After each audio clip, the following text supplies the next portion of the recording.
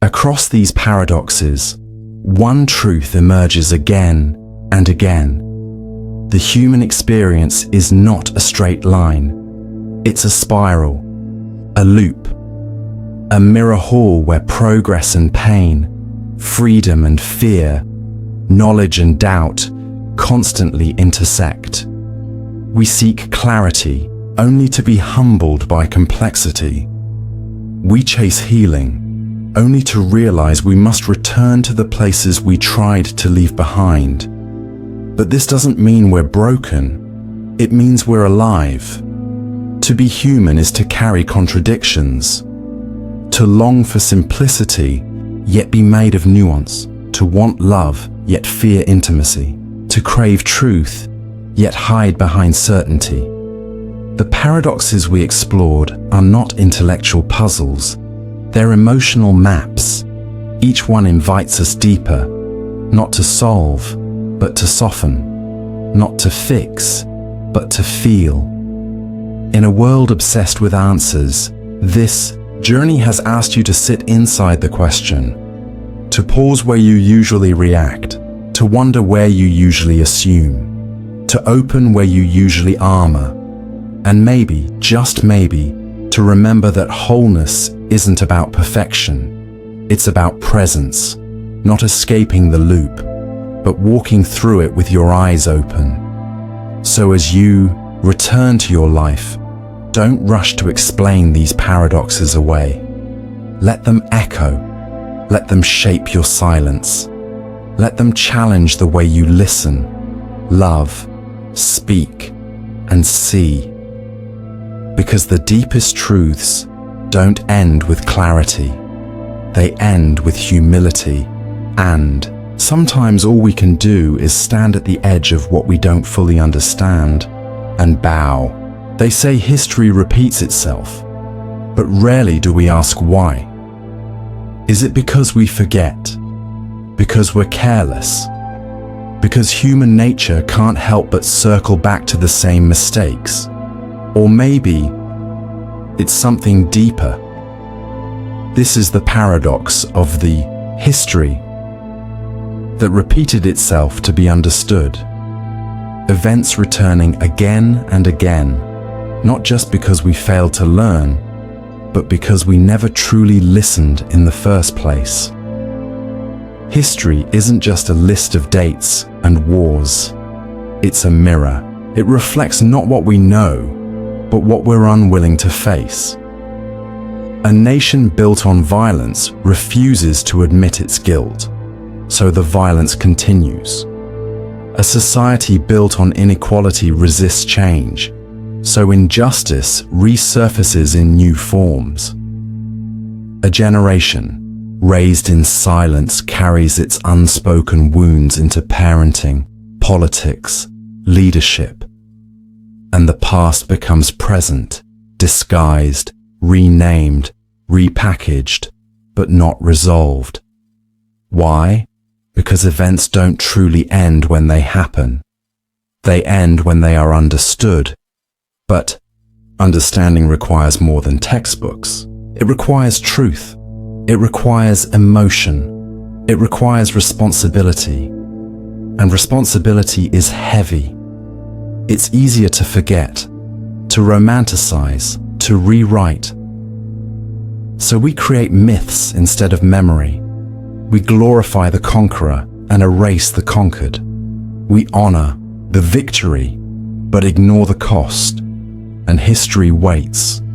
It waits in our systems, in our families, in our bodies, until something cracks the surface and the old story returns.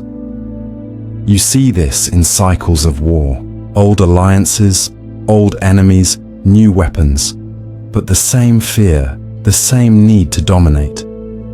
You see this in relationships. A person raised in abandonment finds themselves in abandonment again, not because they want to suffer, but because the pattern is asking to be understood. You see it in trauma. What is not processed gets passed on. What is not spoken gets reenacted, until someone finally says, "This stops with me." That's when history changes. Not when a date is memorized, but when a heart is opened. This is why some pain travels generations. An ancestor silenced by war. A grandmother never allowed to speak her truth. A father taught to harden. A child born into patterns they don't understand, but feel deeply. History is not gone. It is carried, and when it goes unacknowledged, it grows heavier. That's why repeating it isn't always failure. Sometimes it's the only way the pain gets seen. A wound reopened isn't regression, it's opportunity, but we have to meet it differently. We have to stop saying, "How could this happen again?" and start asking, "What part of this have we refused to learn?" Because knowledge is not understanding, facts are not healing, and apologies without change are not closure. So what does it take to truly understand history? It takes humility, to admit we've been wrong, to admit we didn't know, to admit that our comfort may have come from someone else's suffering. It takes courage to face what we benefit from, to unlearn what we were taught, to hold complexity without collapsing into shame or denial. And it takes presence. Because healing doesn't happen in the past, it happens now. Now, when you pause before repeating your parents' patterns. Now, when you speak up instead of staying silent. Now, when you choose empathy over blame. That moment of choice, that's history changing. Not on the world stage, but in the inner world. Because the most powerful revolutions don't begin with new policies. They begin with new perception. When one person chooses to see what generations refuse to see, the cycle begins to break. That's how history is understood. Not as an academic subject, but as a living legacy. The paradox isn't that history repeats itself to punish us. It's that history repeats itself to offer us another chance to listen. And every time we choose to listen, deeply, fully, without defensiveness, we free the past from needing to echo again.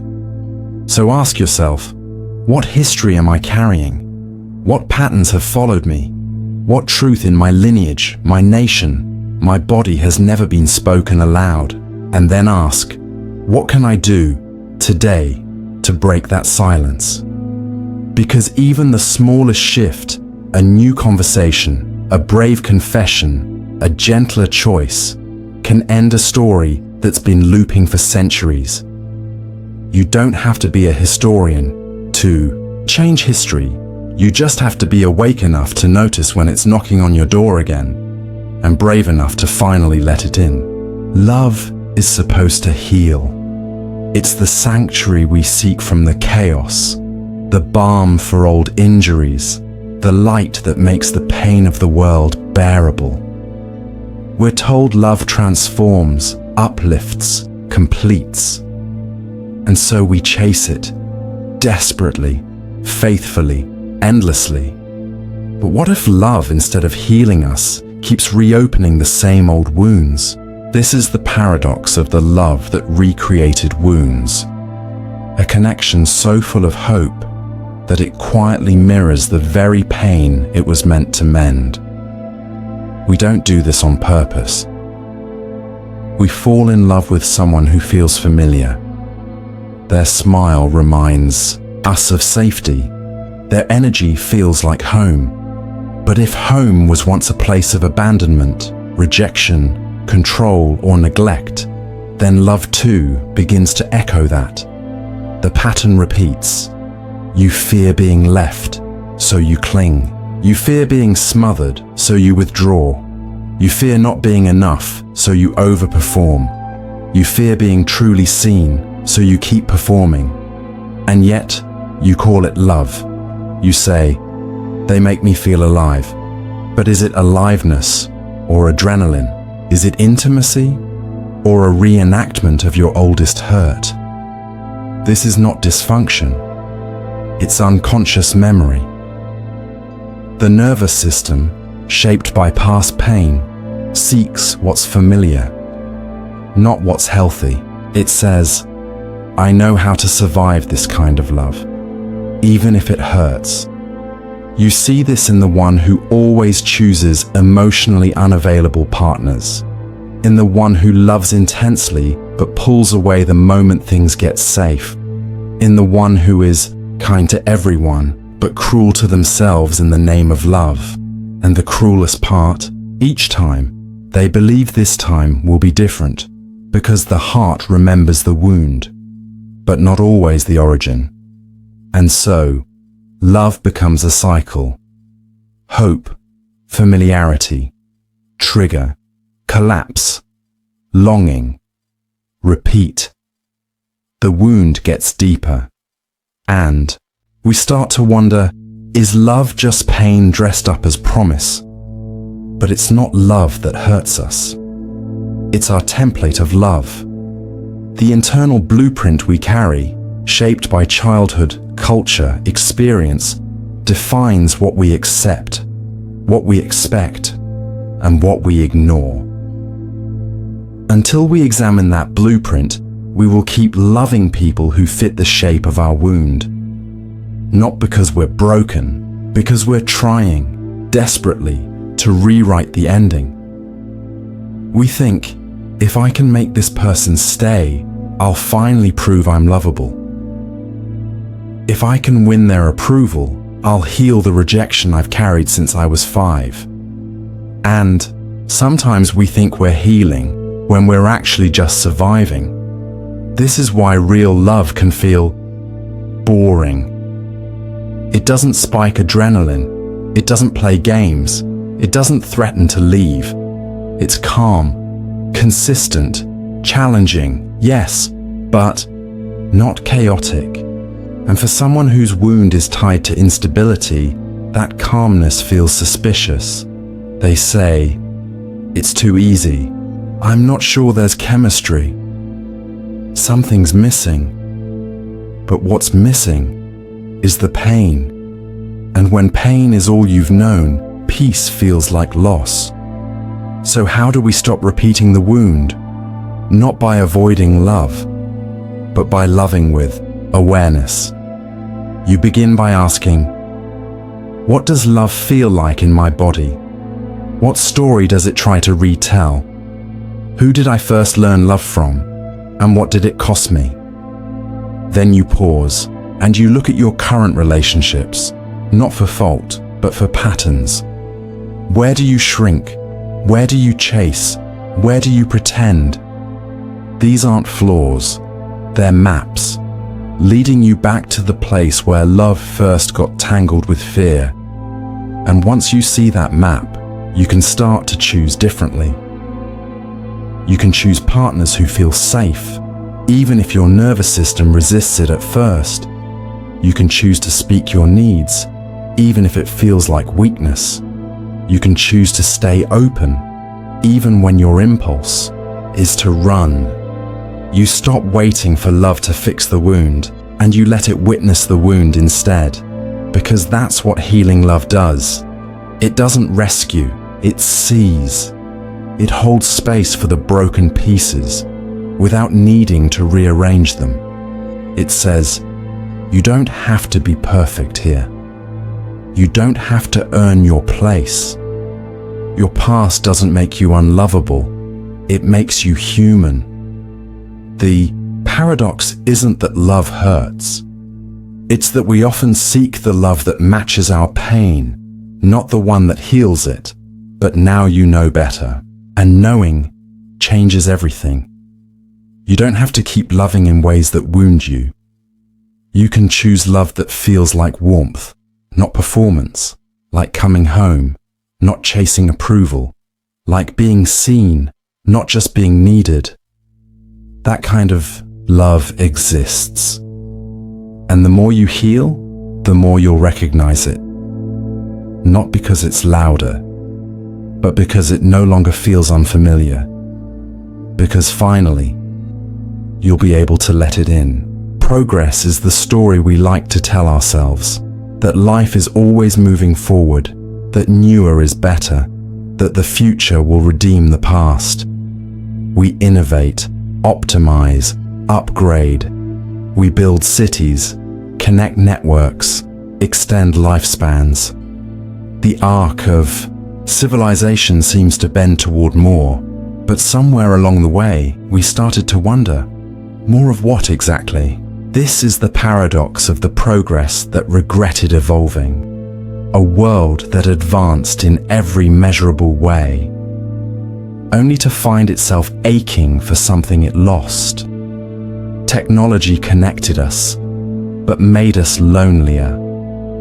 Medicine extended our lives, but left many feeling numb inside them. Information exploded, but meaning began to collapse. Freedom grew, but identity became fragmented. We solved problems, but created new ones. We gained convenience, but lost ritual. We expanded possibility, but thinned out presence. The progress was real. The emptiness was too. You feel it in modern life. Everything is faster, smarter, sharper. But when was the last time you sat still without reaching for a screen? When was the last time a conversation felt like a ceremony instead of a transaction?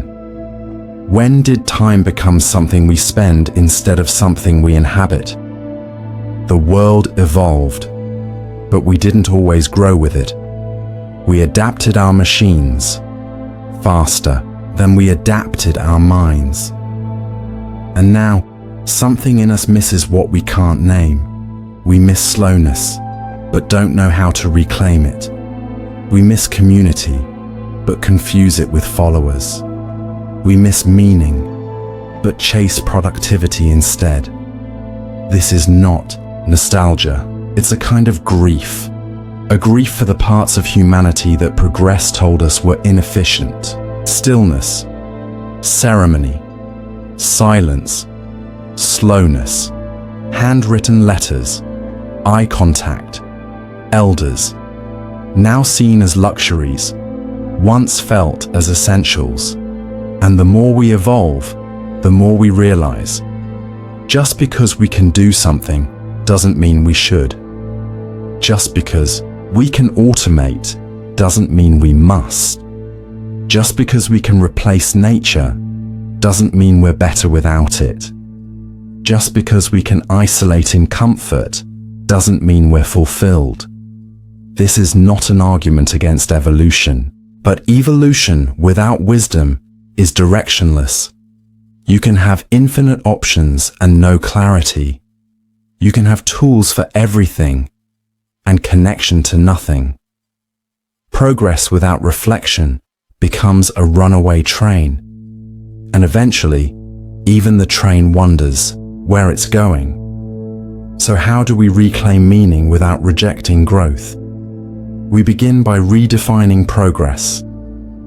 Progress isn't just forward movement, it's conscious movement. It's not just doing more, it's asking why we're doing it. It's choosing depth over speed, presence over novelty, sustainability over scale. It's remembering that advancement is hollow without soul. You can build a city of glass towers, but if no one speaks to their neighbor, what have you built? You can stream every thought to the world, but if you've lost your inner voice, who are you even speaking for? You can unlock all the data, but if you've forgotten how to feel, is that really intelligence? Sometimes progress is returning to practices we left behind in the name of efficiency, returning to values we traded for validation, returning to simplicity, not as regression, but as integration. The future isn't either or, it's both. You can have AI and still value art. You can have global networks and still honor local wisdom. You can automate tasks and still slow down to watch the sunset. The challenge is discernment, not rejecting the new, but choosing with intention, not romanticizing the past, but learning from its rhythms. Because the paradox isn't that progress was bad. It's that progress forgot to ask what kind of human it was building toward. And now, we remember. We remember that the most evolved societies will not be the ones that know the most, but the ones that remember how to be with what they know. The ones that use tools to deepen presence, not escape it. The ones that build systems, that honor the soul, not replace it. The ones that move forward not just fast, but wisely. So ask yourself, what have I gained that cost me something sacred? And is it too late to bring that part of me back? The answer will not come from an upgrade. It will come from a return to depth, because maybe the future we need is the part of ourselves we left behind. From the moment we're born, the world begins assigning us roles: son, daughter, student, citizen, quiet one, smart one, rebel, peacemaker. These identities help us navigate life. They give us belonging, direction, and approval. But as we move through time, something strange begins to happen. We forget where the role ends and where the real self begins. This is the paradox of the self that dissolved into roles. A person so shaped by what they're supposed to be that they lose touch with what they are. At first, roles are helpful. A student knows how to behave in class. A parent knows their responsibility. A worker knows what's expected. But over time, we become the performance. We start anticipating what others need us to be, and slowly we become invisible to ourselves. You act confident, even when you feel lost. You act kind, even when you feel hurt. You act stable, even when you're falling apart. And the world praises you for it. You're so strong, so reliable, so composed. But inside, you're wondering, who would I be if I stopped playing this part? Many people live entire lives in roles that were meant to be temporary. They become the caretaker, always tending to others, never themselves. The achiever, always striving, never resting. The funny one, always laughing, never crying. The helper, the fixer, the listener.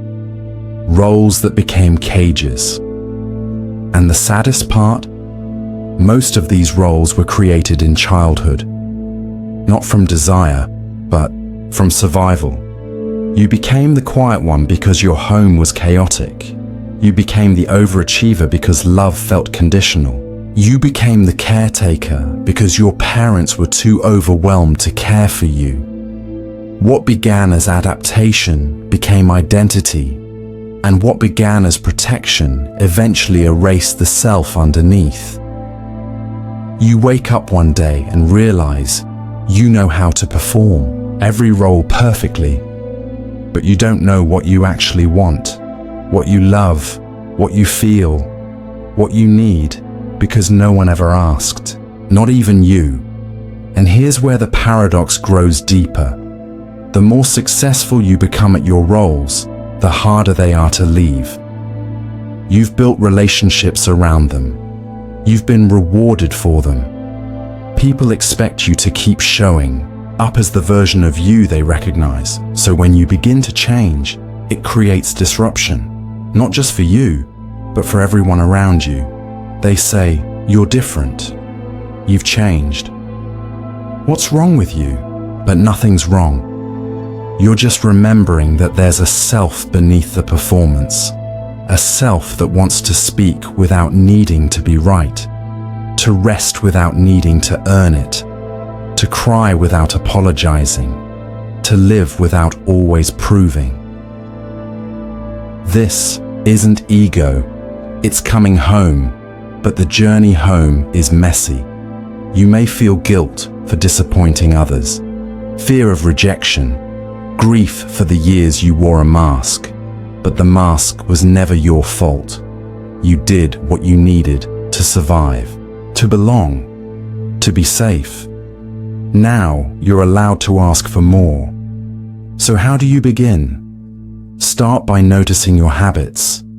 When someone asks how you are, do you deflect? When conflict arises, do you people please? When you're praised, does it feel like they're seeing the real you, or just the role? Then ask yourself, what part of me have I never let speak? What desire have I buried under duty? What identity have I outgrown, but kept wearing out of habit? And listen, not for answers, for resonance. You may not know who you are yet. That's okay. You're not building a new identity. You're undoing the ones that were never really yours. This is not a crisis. It's a rebirth. And rebirth requires stillness, honesty, and the willingness to disappoint the version of you that others once depended on. It's hard, but here's what's harder: living your whole life being everything for everyone, and never truly being yourself. So dare to disappoint. Dare to say, I don't want to be that anymore. I don't know who I am yet, but I'm ready to find out. I want to be whole, not just helpful, not just funny, not just impressive. Because beneath the role is a real person, and that person is worthy, not because of what they do, but because they are. And the people who truly love you, they'll adjust. They'll meet the real you, and they'll thank you for finally showing up. The paradox isn't that roles are wrong, it's that roles, when mistaken for self, become prisons, disguised as purpose. And freedom doesn't come from breaking the role. It comes from stepping beyond it, into your full, authentic being. We are taught that knowledge is light, that to know more is to grow, to see more clearly, to become wiser. From childhood, we learn facts, absorb theories, memorize history, and chase understanding. We build libraries, digital databases, and educational systems, all in service of truth. But what if knowing more doesn't always bring us closer to understanding? What if the more we accumulate, the further we drift from what matters? This is the paradox of the knowledge that deepened ignorance, a mind so filled with information that it begins to confuse facts with wisdom, complexity with depth, and certainty with truth. It begins innocently. You want to learn, so you read, observe, study. You start to connect dots. Your vocabulary grows. Your ability to explain expands. You feel competent. You feel smart. But slowly, something shifts. You stop questioning what lies beneath the surface. You stop feeling your way through experience. You stop sitting with not knowing. Because you have answers now, and answers become armor. You use knowledge not to wonder, but to defend. Not to listen, but to speak. Not to connect, but to correct. This is when knowledge turns into arrogance. Not loud arrogance, always. Sometimes it's subtle, the kind that assumes it sees clearly, the kind that forgets how much it doesn't know, the kind that confuses a well-phrased explanation with lived understanding. You see this often in experts. They've spent decades in a field. They know the studies, the statistics, the language. But ask them to sit with mystery, to admit emotional truth that data can't capture, to explore a contradiction that can't be quantified. Many can't, because their knowledge has become a box, a shield, a script, and anything that threatens it feels like a threat to them. This paradox isn't new. In ancient philosophy, Socrates claimed to be the wisest man in Athens, not because he knew the most, but because he knew how little he truly understood. I know that I know nothing. This wasn't false humility, it was clarity. Because real wisdom begins after knowledge ends. It begins in silence, in doubt, in paradox. But we live in a world obsessed with knowing. We scroll, click, binge, memorize. We equate education with intelligence. We prize being right more than being real. And the more we accumulate, the more lost we sometimes become. Because knowledge without reflection becomes noise. Data without context becomes confusion. Information without integration becomes distraction. You know more, but understand less. You can explain trauma, but still run from your own pain. You can analyze love, but not feel safe in it. You can quote spiritual teachings, but not embody their truth. This is the deep ignorance that hides inside knowledge, the belief that we've arrived. And nothing kills curiosity faster than the illusion of arrival. So how do we escape this trap? By remembering that knowledge is a tool, not an identity. You can learn everything about fire, its chemistry, its temperature, its historical uses. But until you sit near it, until you feel its warmth or see its danger, you don't truly understand it. So treat knowledge like a map, not the territory. Like a lens, not the view. Like a bridge, not the destination. Because the goal is not to know everything. It's to become more aware of what you don't. That's where humility begins. And where humility begins, wisdom can enter. Let your knowing soften you, not harden you. Let it open your hands, not close your fists. Let it invite more questions, not fewer. Because the wisest people aren't those with the most answers. They're the ones who've learned how to live gracefully without them. They know that truth is layered, that words can only point, that being right is often less important than being present. So next time you find yourself leaning on what you know, pause. Ask, what am I afraid to feel beneath this explanation? What mystery am I trying to control with certainty? What would happen if I let go of this answer? Just for a moment. You may find that ignorance was never the enemy.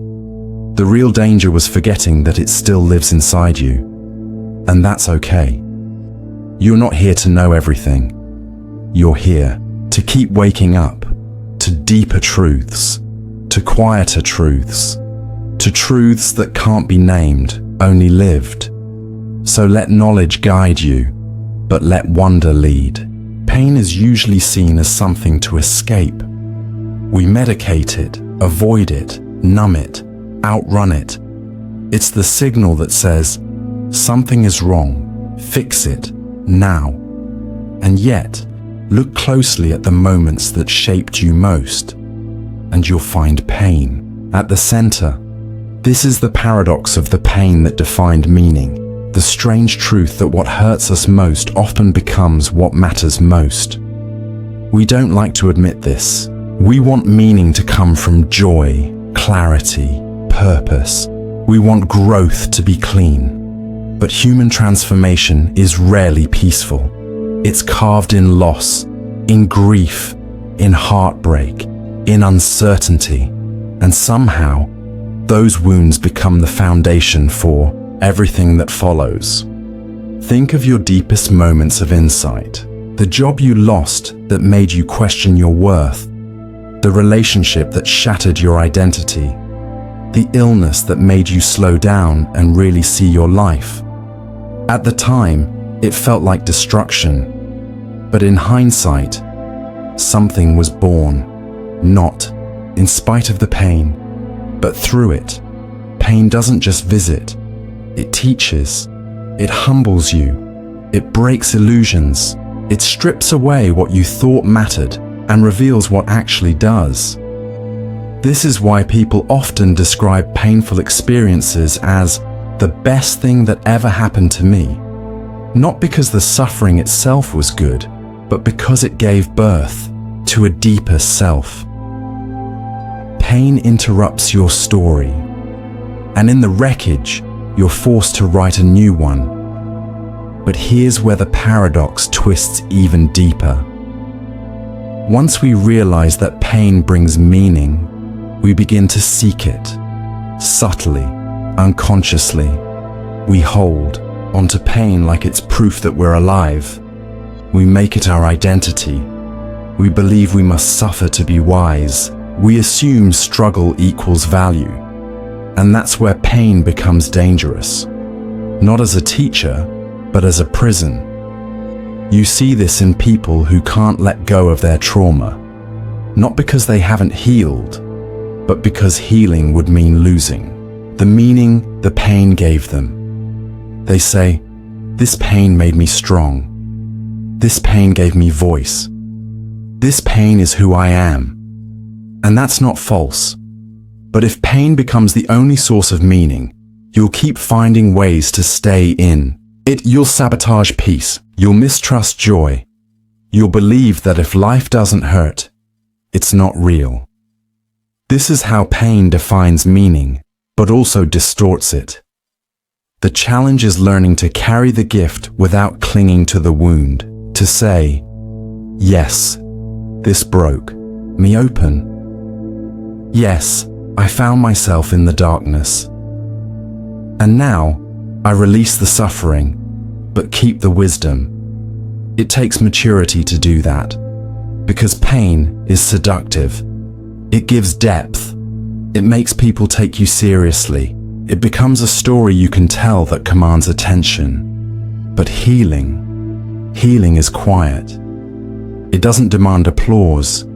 It just works in the background, reshaping your capacity to live. And meaning doesn't have to come from pain. It can come from presence, from creativity, from love that doesn't require losing something first. But in order to reach that kind of meaning, you have to stop using pain as proof. You have to believe you're worthy of insight without injury. You have to let life surprise you with beauty before it breaks you. So how do we honor this paradox? We start by telling the truth. Pain did shape us. It carved deep rivers of empathy and awareness. It broke our hearts and opened our eyes. But pain is not the only source of truth. It's just the one we were forced to listen to. And now, we can choose to listen differently.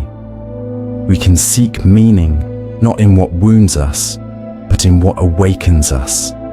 In art, in kindness, in moments of quiet knowing, in the kind of love that doesn't ask us to bleed to feel real. We don't erase the pain. We let it live in us differently. We let it soften us, not harden us.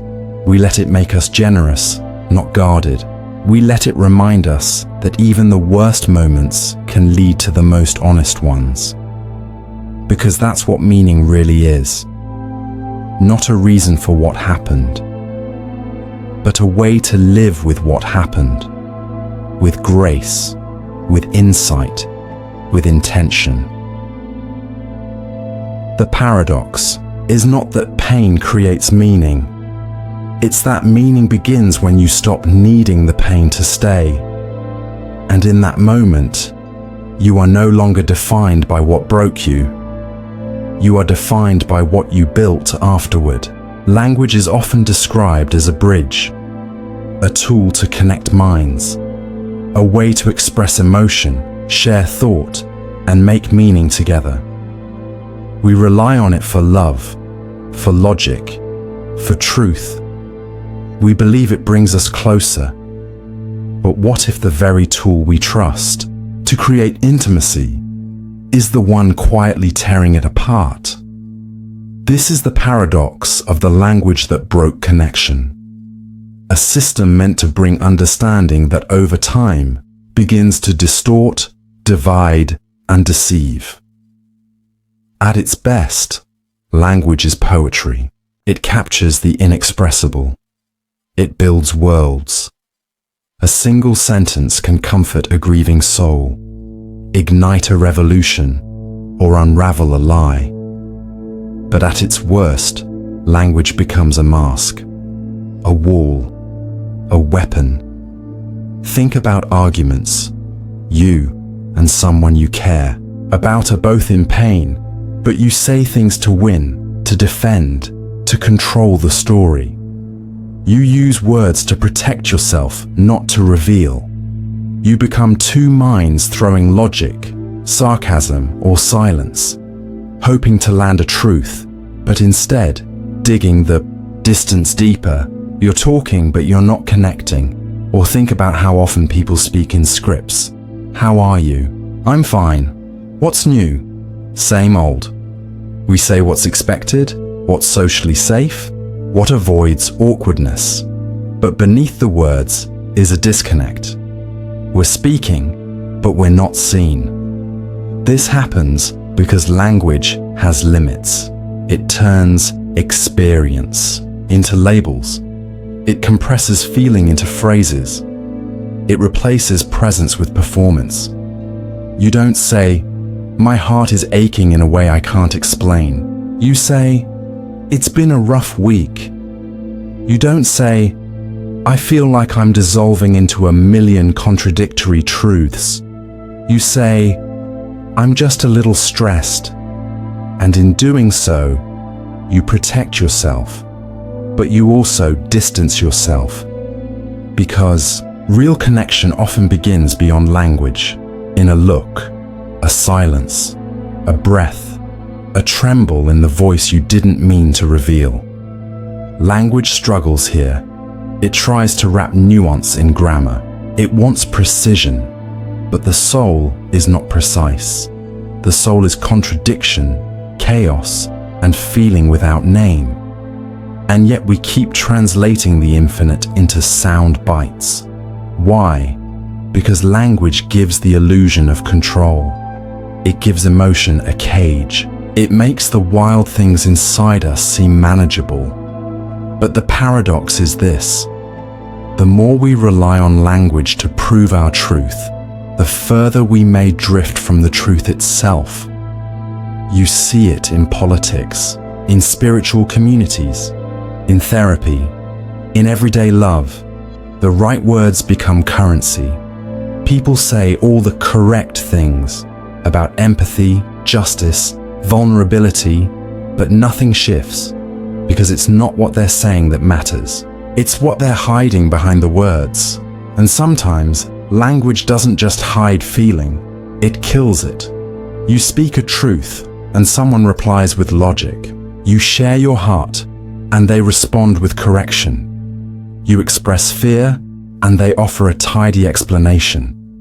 Suddenly, you feel small, flattened, not heard, but handled, and something inside you goes quiet.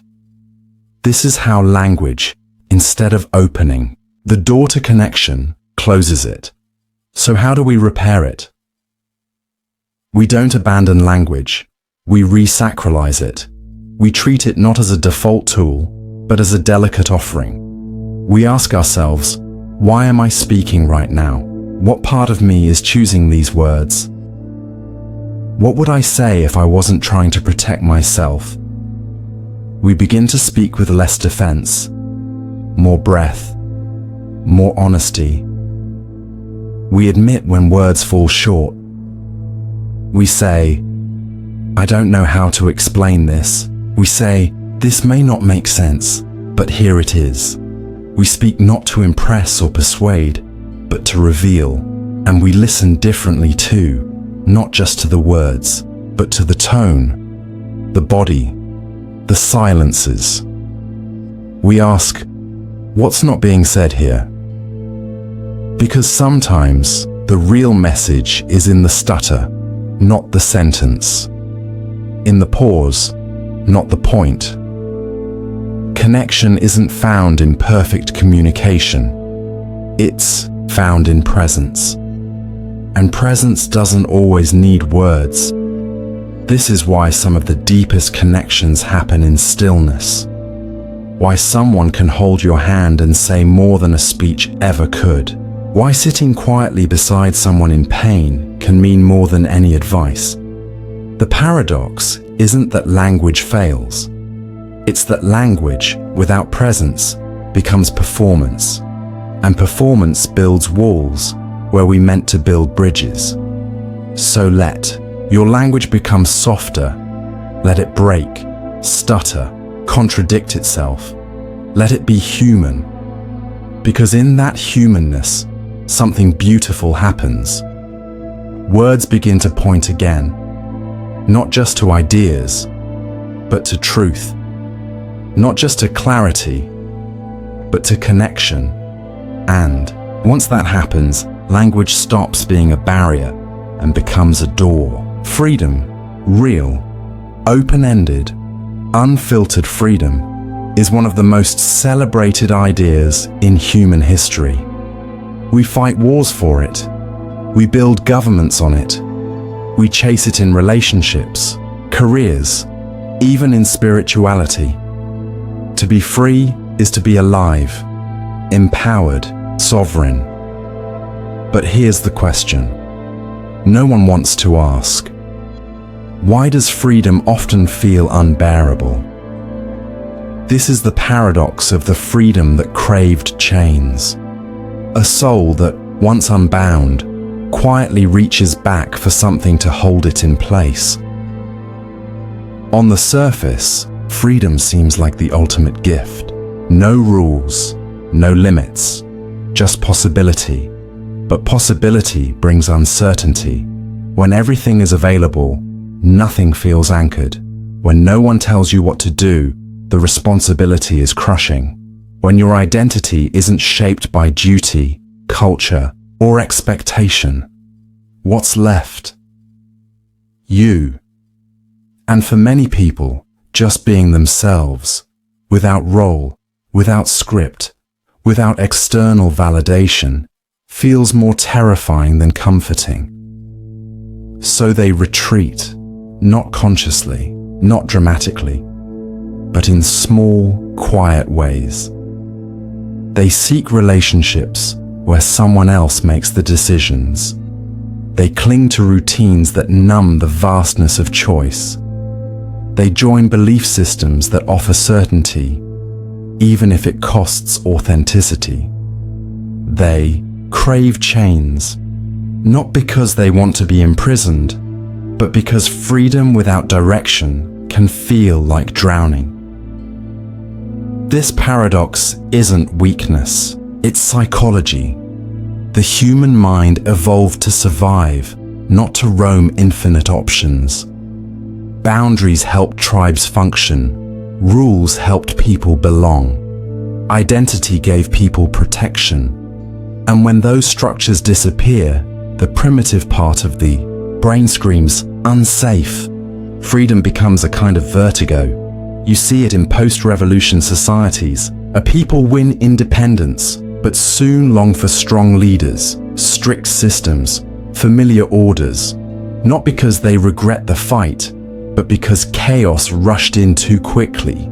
They trade liberty for stability. You see it in artists. They leave their jobs to pursue their craft, but feel lost without structure. The same schedule they once hated becomes the thing they now recreate, just to feel sane. You see it in spiritual seekers. They break free from dogma, only to replace it with new language, new gurus, new rules. The names change, the chains stay. This is the paradox. Freedom reveals how much of our identity was built on limits. Without them, who are you? We've mistaken freedom for a destination when it's really a condition. It doesn't give you answers. It asks harder questions. And if you're not ready to meet those questions with depth, freedom becomes anxiety. So how do we hold freedom without running from it? First, we shift how we define it. Freedom is not the absence of structure. It's the presence of self-led structure. It's not doing anything, anytime. It's choosing consciously and living with integrity to that choice. It's not floating without ground. It's rooting in something deeper than external approval. Real freedom doesn't mean no boundaries. It means boundaries that come from wisdom, not fear. So instead of asking, how can I be totally free? Ask, what do I want to be free for? What am I building with this freedom? What values will I consciously align with? Because if you don't define your freedom, someone else will. A culture, a trend, a partner, a system, and slowly you'll end up back in the same prison, just with a nicer view. But now you know better. Freedom isn't comfort. It's invitation. It says you are no longer being told who to be. Now you must decide. It asks for courage to sit in the silence, to feel the weight of your own becoming, to take ownership, not just of your path, but of your presence. And yes, some days that will feel like loss, like you've left behind the warmth of old identities, like you don't know what you're doing. But that's not failure. That's the cost of authenticity. And eventually, the vertigo fades. You stop looking for chains to hold you. You begin to build anchors inside your own being, and the freedom that once scared you starts to sing. Not because you have all the answers, but because you've learned how to live without needing them. This is maturity, not freedom from responsibility, but freedom with responsibility, not freedom from pain, but freedom with the power to face it honestly, not freedom from truth, but freedom to choose it again and again. So yes, freedom may whisper chaos at first. It may make you miss the old chains. It may feel like too much, but only until you remember you were never meant to be held. You were meant to hold yourself. We're often taught to treat emotions as guides, signals from within that help us understand our needs, our wounds, our desires. They're supposed to bring us closer to truth. If you feel fear, it means danger. If you feel joy, it means alignment. If you feel anger, something must be unjust. But what if emotion, when left unchecked, doesn't reveal truth, but rejects it? This is the paradox of the emotion that rejected truth, a feeling so strong, so consuming, that it drowns out reality and replaces it with its own distorted version. We've all felt this. You're in a conversation and someone says something neutral, but it hits a nerve. You snap, not because of what was said, but because of what it meant to you. Maybe it reminded you of a past wound. Maybe it echoed a familiar pattern. And suddenly, your feelings rewrite the scene. You feel disrespected, so you believe you were. You feel abandoned, so you assume you were. You feel betrayed, so the other person must be guilty. It doesn't matter what's real. Your emotion becomes the truth. This is not weakness, it's human. The brain evolved to prioritize emotion over logic. Emotional experiences are stored deeper and more vividly than rational ones. They color our perception. They tell us stories, and if those stories go unchallenged, they become beliefs. But emotions, powerful as they are, aren't facts. They're data. And data needs context. Without reflection, emotion can lead us not toward healing, but into delusion. Consider the person who always feels rejected. They interpret every delay, every silence, every unmet expectation as abandonment. Their emotional map is wired by past pain. And so, even when someone genuinely cares, they can't feel it. Their emotion becomes a filter, rejecting any truth that doesn't match the narrative of "I'm not wanted," or someone consumed by resentment. They need the other person to be wrong. They cling to anger because it gives them clarity, power, protection. But when presented with a more nuanced view, a truth that includes shared responsibility, they reject it. Because letting go of anger feels like losing control. In both cases, the emotion refuses the truth. Because the truth would require something harder: grief, vulnerability, change. This paradox plays out in history too. Whole societies can be swept up in collective emotion, fear, outrage, pride, and in that state, they reject evidence, deny facts, rewrite events. Propaganda succeeds not because it's convincing, but because it feels true. It matches the collective emotion of the moment, and so people follow it, not into truth, but away from it. That's how wars start. That's how scapegoats are chosen. That's how us versus them becomes gospel. Emotion is not evil, but when it's worshipped without question, it blinds. So what do? We don't reject emotion. We recalibrate our relationship with it. We stop asking, "Is this feeling true?" and start asking, "What is this feeling pointing me toward?" Maybe your sadness isn't saying you're broken. Maybe it's saying you need rest. Maybe your anger isn't saying they're the enemy. Maybe it's saying you've been silent too long. Maybe your anxiety isn't saying everything will collapse. Maybe it's saying you've outgrown this space. You start to listen with gentleness, not obedience. You pause before acting on impulse. You breathe before believing the storm. You allow the emotion to move through you without letting it move you off your path. This is emotional maturity, the ability to feel deeply without mistaking feeling for fact. It's not about suppressing, it's about witnessing. Because when you witness your emotions, rather than becoming them, you create space for something deeper to arise. Discernment. And discernment can hold complexity. It can say, "I feel hurt, and I can see their intention wasn't to harm me. I feel afraid, and I know this leap is necessary.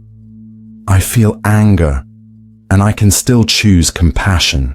That's the power that comes when truth and emotion stand side by side, neither dominant, neither denied. They inform each other. They refine each other. They guide you together.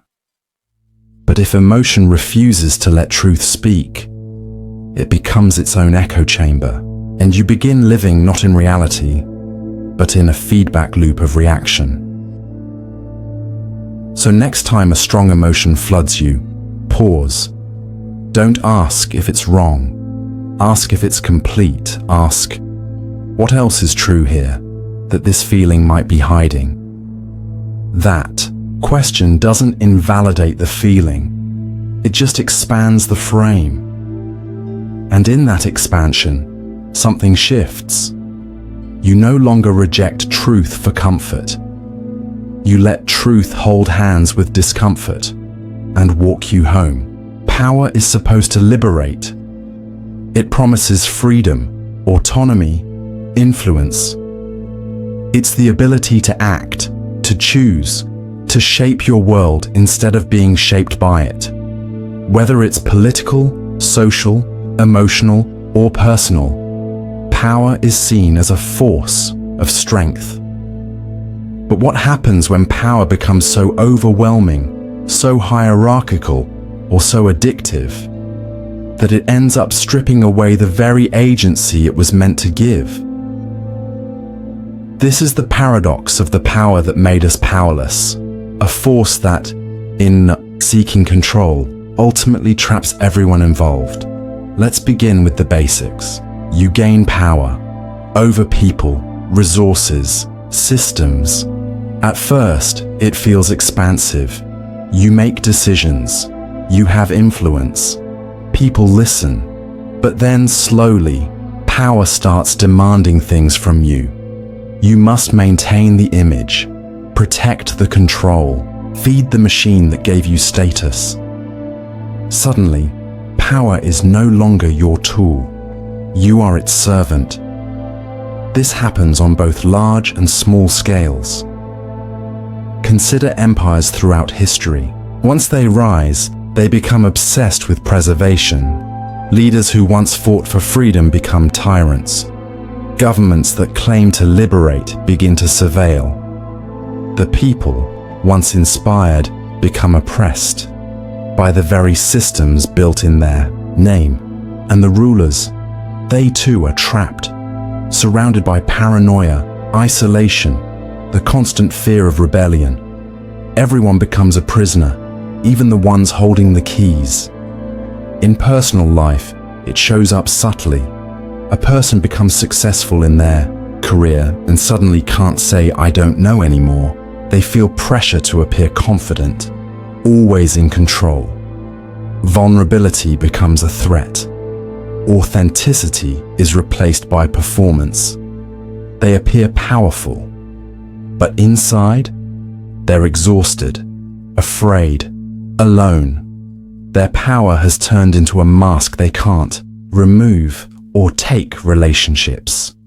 Someone gains emotional power, charming, persuasive, admired, but soon they manipulate to maintain it. They fear being exposed. They control others out of insecurity. And the more they exert that control, the more isolated and unloved they feel.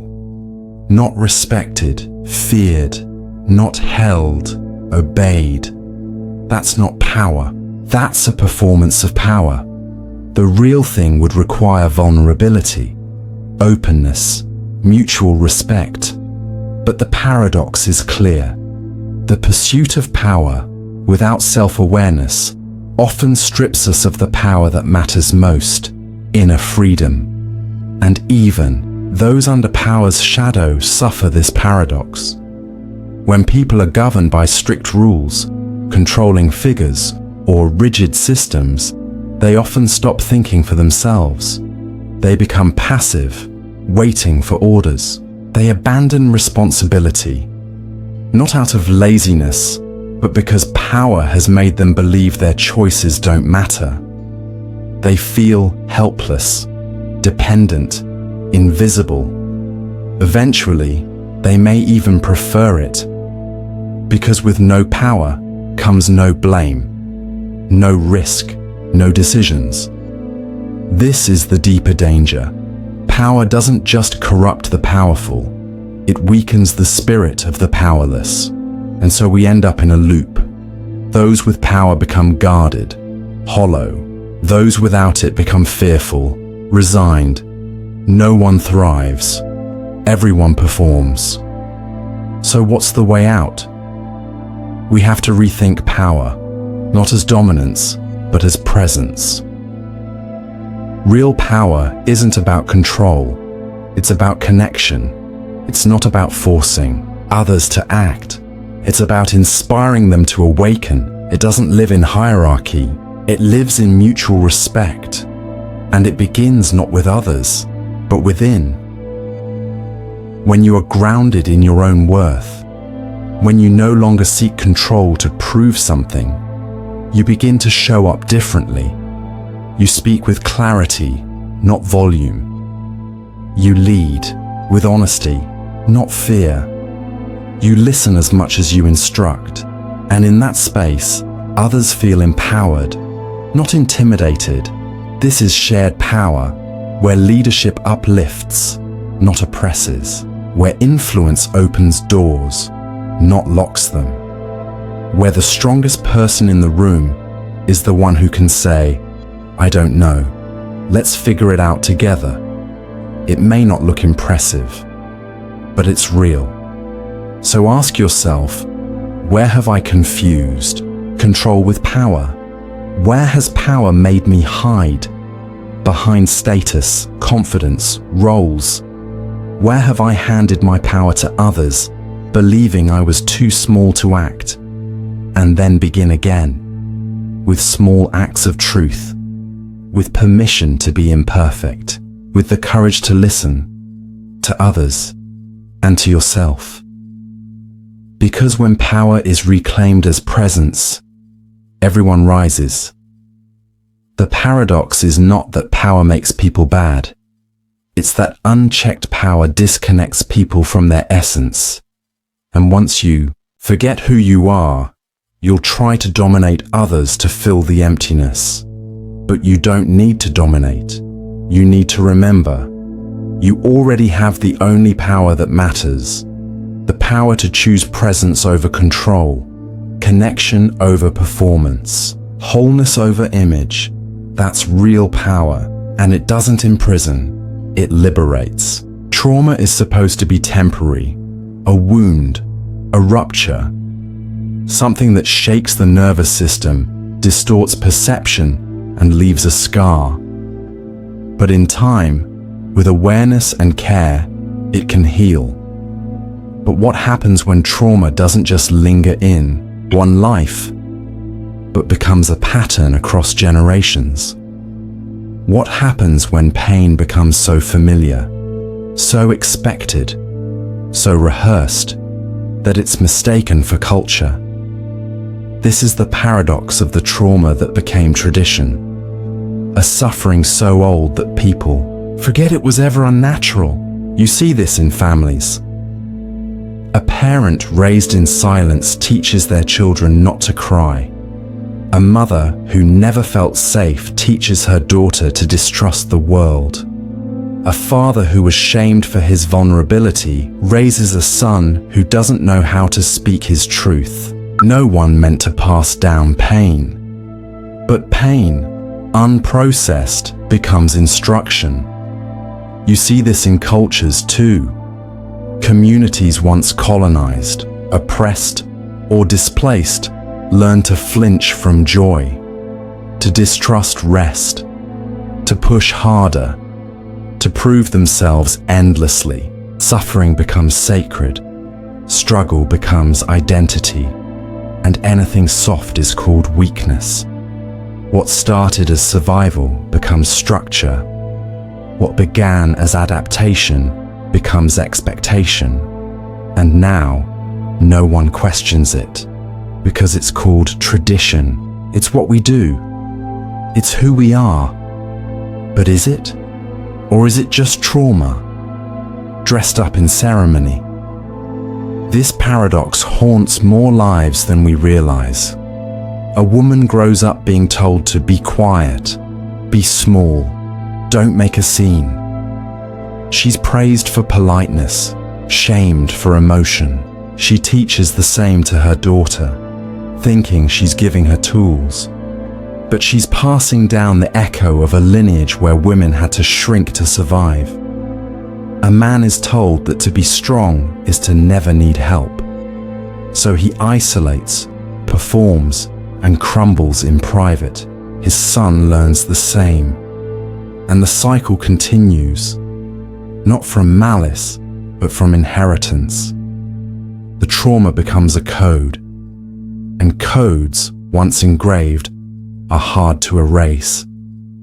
Even nations carry this paradox. Collective traumas, wars, displacement, genocides, shape identity. Rightfully, communities remember. But sometimes they begin to build walls around that pain. They turn history into prophecy. The wound becomes sacred, and healing begins to feel like betrayal. But pain is not culture, and trauma is not legacy. It's residue. And when we worship the residue, we forget the freedom beyond it. So how do we break this cycle? It starts by asking hard questions. What parts of my identity are rooted in unhealed pain? What do I do because that's how I was raised? What traditions feel more like burdens than blessings? This isn't about blame, it's about clarity. Because once you name a tradition as trauma, it no longer has to define you. You don't have to shame your parents. You don't have to erase your ancestry. You just have to say, it hurt, it was real, but it stops with me. That statement is revolutionary, because trauma wants repetition. It wants company. It wants to keep surviving. But healing is a kind of disobedience. When you choose softness in a family that taught suppression, when you choose joy in a culture that idolizes pain, when you choose presence in a world obsessed with endurance, you are not betraying your roots. You are watering them differently. You're saying, my lineage doesn't end with suffering, it evolves. And in that choice, you invite others to do the same, but it won't be easy. Tradition resists change, especially when it's wired into nervous systems, especially when it's mistaken for virtue. You may be told you're being dramatic, or disrespectful, or ungrateful, but they're not angry at you. They're scared, because you're touching a story they've never dared to rewrite. So hold compassion. Not all tradition is trauma. Not all past is pain, but some of it is. And if we're brave enough to name it, we can transform it. You can take the ritual and remove the rigidity. Take the language and remove the shame. Take the values and remove the violence. Because what's worth keeping will survive truth. And what can't survive truth was never yours to carry. The paradox isn't that tradition is wrong. It's that unexamined tradition can keep pain alive longer than the wound ever did. But you don't have to be the next echo in the pattern. You can be the pause, the space, the silence between old and new. And from that silence, a different future can be born. Obedience is often praised as a virtue. From childhood, we're told to follow the rules, respect authority, listen to our elders, and do as we're told. Obedience maintains order. It keeps society functioning. It builds discipline, structure, safety. But what happens when obedience becomes so automatic, so deeply internalized, that it replaces conscience? This is the paradox of the obedience that silenced conscience.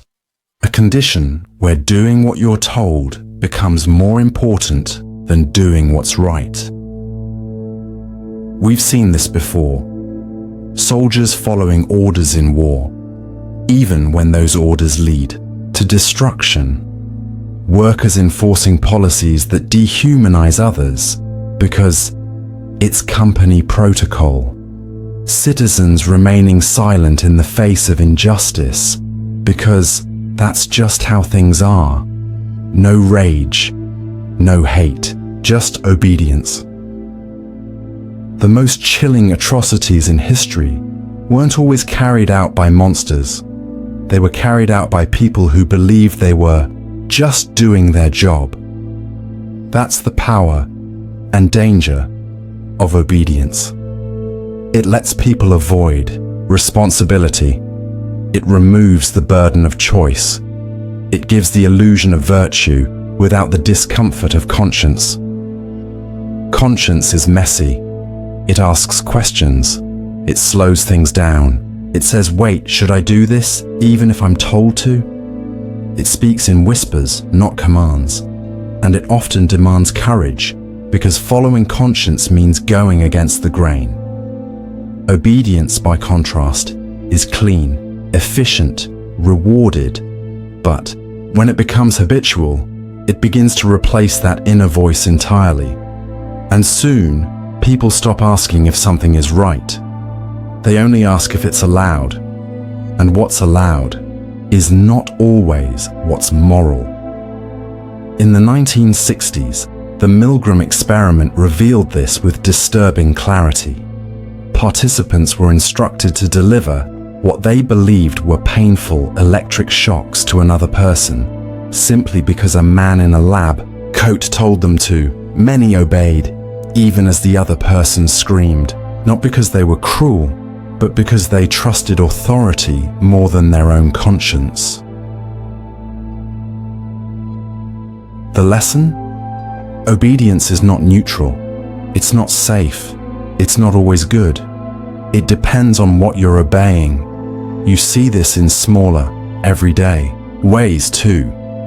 You see it in schools, where kids suppress creativity because they're taught to follow the rubric. You see it in families, where children conform to expectations rather than risk rejection. You see it in workplaces, where people nod in meetings and betray themselves in silence.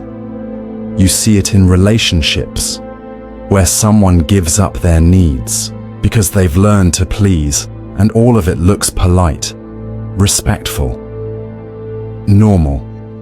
But underneath, the soul grows quiet. Obedience teaches people to value approval more than alignment, to keep peace on the outside while waging war on the inside, to fit in, even if it means falling out of integrity. The paradox is not that obedience is bad. It's that unquestioned obedience turns good people into passive vessels, and once you stop listening to your conscience, it doesn't shout louder. It fades. So how do you wake it back up? You start by asking dangerous questions. Who benefits from me following this rule? What am I afraid will happen if I disobey? When was the last time I did something just because it felt right, not because it was approved? You begin to separate conscience from conditioning. Because sometimes what you were taught to obey wasn't rooted in truth. It was rooted in control. And conscience, when it finally returns, often brings grief with it. Grief for the times you stayed silent. Grief for the times you betrayed yourself. Grief for the small daily ways you gave your power away. But beneath that grief is something more powerful than obedience ever gave you. Integrity. And integrity is quiet but firm. It says no when others say yes. It says yes when others say nothing. It walks alone if necessary. Not for rebellion, but for truth. True conscience is not reactive. It's responsive. It listens. It feels. It checks. And then it chooses. Not because someone told it to, but because it knows. And that knowing is what obedience was always meant to protect, not replace. So here's the paradox. Resolved. Obedience is not the enemy of conscience, but obedience without conscience is. So follow when it's right, resist when it's wrong, question everything, including the voice inside you. And when you find a truth that doesn't need approval to exist, live it. Not because you were told to, because you remembered how to listen. Logic is often seen as the antidote to chaos, a clean, cold tool for making sense of the world. It's what we turn to when emotions feel too volatile, when uncertainty grows heavy. Logic promises fairness, objectivity, clarity, but history tells a darker story. What happens when logic is used not to prevent harm, but to justify it? This is the paradox of the logic that justified cruelty, a mind so committed to reason that it loses all sense of humanity. Cruelty doesn't always arrive with rage or chaos. Sometimes it arrives with spreadsheets, with policy, with quiet explanations. It wears a suit, speaks calmly, and tells you, "This is necessary." Logic makes cruelty look clean, Take war.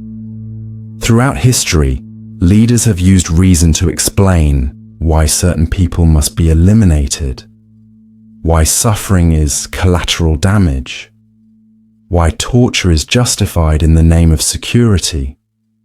The decisions are written in documents, debated in rooms, signed with pens, and then thousands die. But no one feels guilty because it was all perfectly logical. Consider slavery.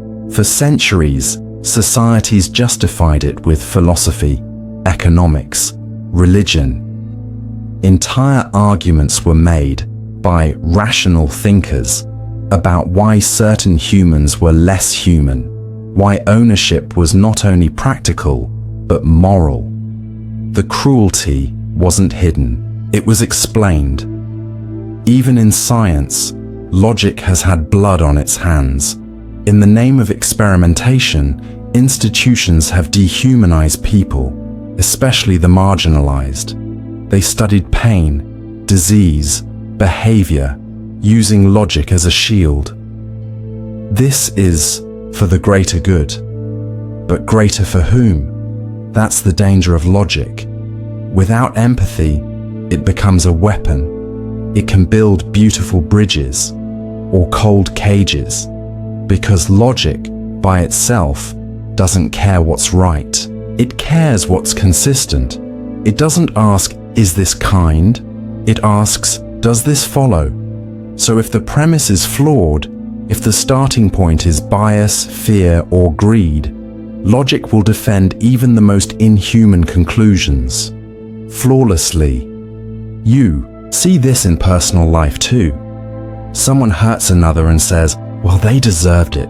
A parent shames their child and says, it's for their own good. A partner gaslights, manipulates, or controls, and justifies it with twisted reasoning. It makes sense, but it doesn't make truth. This is how logic becomes a disguise. It lets people avoid guilt by staying inside their heads. It replaces responsibility with rationalization. It turns the heart's cries into emotional overreactions. But not everything true can be measured. Not everything just can be proven. Some things are right, not because they follow rules, but because they honor life. And when logic forgets life, it stops being reason. It becomes defense. It becomes a way to avoid feeling, to avoid changing, to avoid acknowledging harm. The paradox is that logic, meant to bring light, can become the perfect place to hide from the truth. Because it sounds smart, it looks clean, it makes cruelty feel inevitable. But nothing is inevitable. Not violence, not injustice, not indifference, unless we believe the logic that says it is. So what do?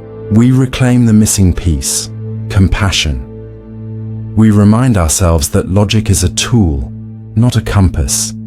It tells us how to get somewhere, but it doesn't tell us where we should go. Only the heart does that. And together, heart and mind, we build something better. Logic asks, what's the effect? Compassion asks, who will be affected? Logic asks, is it legal? Compassion asks, is it just? Logic asks, what's efficient? Compassion asks, what's humane? When you combine the two, reason becomes wisdom. But when you separate them, cruelty can hide in plain sight. So the next time someone explains away suffering, pause. Ask, what feeling are they refusing to feel? What life are they refusing to see?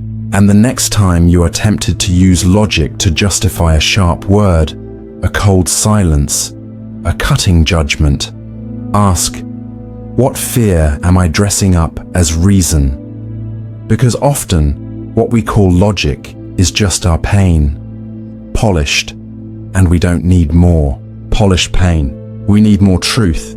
The kind that shakes, the kind that softens, the kind that doesn't always make sense, but always makes contact. The paradox doesn't ask us to abandon logic. It asks us to let it bow to something deeper, not emotion for emotion's sake, not irrational chaos, but conscious compassion. The kind that sees clearly and feels deeply, because in a world that's been wounded by reasonable cruelty, it is not weakness to feel. It is the only sanity we have left. We like to think of madness as an exception, something that happens to a few, far removed from the rest of us. A mind that breaks from reality, a person who no longer fits into the collective idea of normal. But what if madness isn't always loud, chaotic, or visibly broken? What if the deepest madness is the kind we all agree to, so deeply ingrained in our systems, our language, our culture, that it becomes invisible? This is the paradox of the madness that was socially acceptable, a form of collective dysfunction so normalized that no one calls it madness anymore. Consider the modern obsession with productivity. You wake up tired, but push through. You skip meals, cancel rest, measure your worth by how much you accomplish. You're anxious when idle, guilty when relaxed. You treat exhaustion as virtue, burnout as proof of your dedication. And society applauds it. You're called driven, focused, high-achieving. But what if this isn't ambition? What if it's a quiet kind of madness? One where the soul is screaming, but the schedule won't allow you to hear it or take beauty standards. Entire industries profit from convincing people they are not enough. Too old, too dark, too big, too plain. Bodies are sliced, filtered, punished, all in the name of self-improvement. Children grow up fearing mirrors. Adults grow old chasing youth. And we call this confidence. But what if it's a socially sanctioned form of self-loathing? What if the madness is hiding inside the smiles, the routines, the trends? History is filled with this paradox. There were times when it was considered sane to burn women as witches, to enslave other humans, to wage holy wars, to treat hysteria with isolation or electric shock. The societies upholding these practices believed themselves rational, moral, even enlightened. They were wrong. But they didn't know they were wrong because their madness wore the mask of normal, and so does ours. Madness doesn't always mean chaos. Sometimes it means consensus. Consensus that says, you should hate yourself until you fit in. You should work until you forget why. You should fear anyone who looks different. You should stay silent to be accepted. This is why questioning culture can feel like madness in itself. Because when you step outside the collective dream, you're the one who seems insane. You're the one slowing down, resting, feeling, speaking up, saying no. And everyone else looks at you like you've lost your mind. But what you've actually lost is the madness. You've stepped out of the performance. You've started listening to a deeper rhythm. You've begun to ask the forbidden question, is this really how humans were meant to live? And that question is dangerous because once asked, it spreads. Once seen, it cannot be unseen. You start noticing the disconnection in others, the forced laughter, the dead eyes in meetings, the scripted conversations, the way people rush, defend, avoid, numb, and you realize the insanity was never yours. It was inherited, taught, rewarded, and now you have a choice. Do you go back to the play, Or do you leave the stage altogether? Leaving doesn't mean escaping society. It means refusing to let its sickness define your sanity. It means walking through the world awake, even if it costs you comfort. It means grieving the parts of you that were trained to betray themselves just to be loved. It means reclaiming your right to feel, to rest, to doubt, to say, "This is not okay," even when everyone else is nodding. Because the first step out of madness is to see it, and the second is to live differently. You may be called strange, unmotivated, too sensitive, too rebellious.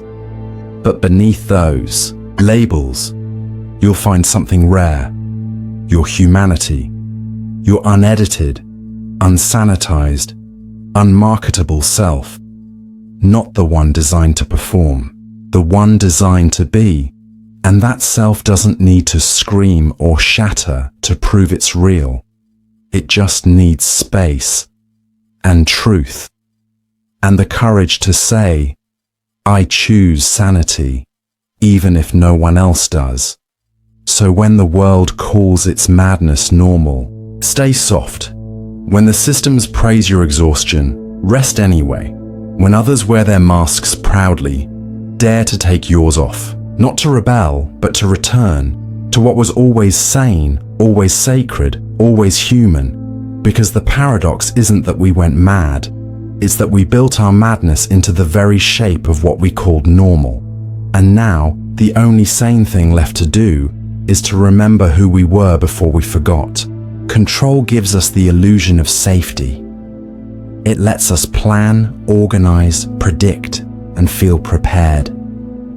We manage our time, sculpt our bodies, curate our image, track our habits, and monitor our emotions, believing that if we can just hold everything in place, we'll be okay. But what happens when the pursuit of control becomes so rigid, so obsessive, that it leaves us unable to respond when life refuses to obey? This is the paradox of the control that made us helpless. A mind so intent on mastering reality that it forgets how to live in it. Control begins with good intentions. You want stability, consistency, success. You try to protect what matters, but over time, control becomes a cage. A subtle form of fear wrapped in the language of responsibility. It's not about clarity anymore. It's about guarantees. And life doesn't offer those. So you tighten your grip. You micromanage. You preempt. You overthink. And soon, every small unpredictability, traffic, silence, a shift in someone's tone feels like a threat. Not because it is, but because it wasn't planned. Ironically, the more you try to control, the more you expose your helplessness. Every deviation becomes proof that your grip is slipping. And the world, which once felt full of potential, now feels full of threats. This isn't just psychological, it's historical. Entire civilizations have fallen into this trap. Empires tried to control populations through surveillance, propaganda, and censorship. Religions tried to control morality through shame and punishment. Institutions tried to control human nature through rigid systems. And while some control brought order, too much bred rebellion, apathy, or collapse. Because the more tightly you try to bind life, the more it resists. Control that began as power becomes paralysis. On a personal level, it shows up everywhere. Parent tries to control their child to protect them, only to push them further away. A partner tries to control the relationship to avoid heartbreak, only to create distance A perfectionist tries to control every detail only to burn out, feeling like a failure anyway. We think control brings peace, but often it brings the opposite, because real peace requires trust, and control leaves no room for trust, only surveillance. What makes this paradox so insidious is that it works. At first, you create routines, you stick to rules, you limit chaos, and it feels good. You feel on top of things. But life isn't static. And the moment something changes, illness, loss, love, uncertainty, control collapses. And if you've built your identity around it, you collapse too. Because now, you're not just facing life's chaos. You're facing the failure of your entire coping strategy. So how do we escape this trap? Not by abandoning structure, but by shifting the role it plays. Control should serve stability, not identity. Let it be a tool, not a mask. Let it support your life, not define your worth. Let it flex with reality, not resist it. Start by noticing where your need for control becomes rigidity. Do you panic when plans change? Do you spiral when someone doesn't respond how you hoped? Do you avoid new things unless you can predict the outcome? These are signs, not signs of weakness. Signs that your inner world is asking for trust. Because trust is the antidote to helplessness, not blind optimism, not passive surrender, but embodied trust, the kind that says, I don't know what will happen, but I'll meet it when it comes. That's true resilience. It doesn't look like control. It looks like presence, like staying open when you want to shut down, like breathing through uncertainty instead of trying to outrun it, like letting things fall apart, knowing you don't have to fall with them. Control says, I must prevent this. Trust says, even if this happens, I'll be okay. And from that trust comes real power. Not the power to dominate life, but to dance with it, to adapt, to grow, to respond, not react. It's the power to say no without panic, to say yes without a plan, to sit with discomfort without needing to fix it right away. You begin to loosen your grip. You let life breathe again. And strangely, as you give up control, you stop feeling helpless. Because helplessness doesn't come from not controlling things. It comes from believing you have to. Once you let go of that belief, a new kind of control arises. Not the kind that forces, the kind that flows, the kind that knows when to act and when to wait, when to hold and when to release, when to lead and when to follow. Because now you're not trying to predict the path. You're learning to walk it, one grounded, present, imperfect step at a time. Rituals were born long before religion, before civilization, even before language. Early humans danced around fires, buried their dead with care, carved symbols into stone, not to be seen, but to feel. Ritual was how we bridged the visible and invisible. It was a way to slow down, to mark meaning, to connect with something larger than ourselves. But something changed. What once was sacred became scripted. What once was alive became automatic. What once carried soul began to erase it. This is the paradox of the ritual that erased the soul. A structure meant to preserve meaning that slowly kills the very spirit it was built to honor. It happens slowly, over generations. A gesture is repeated. A phrase becomes holy.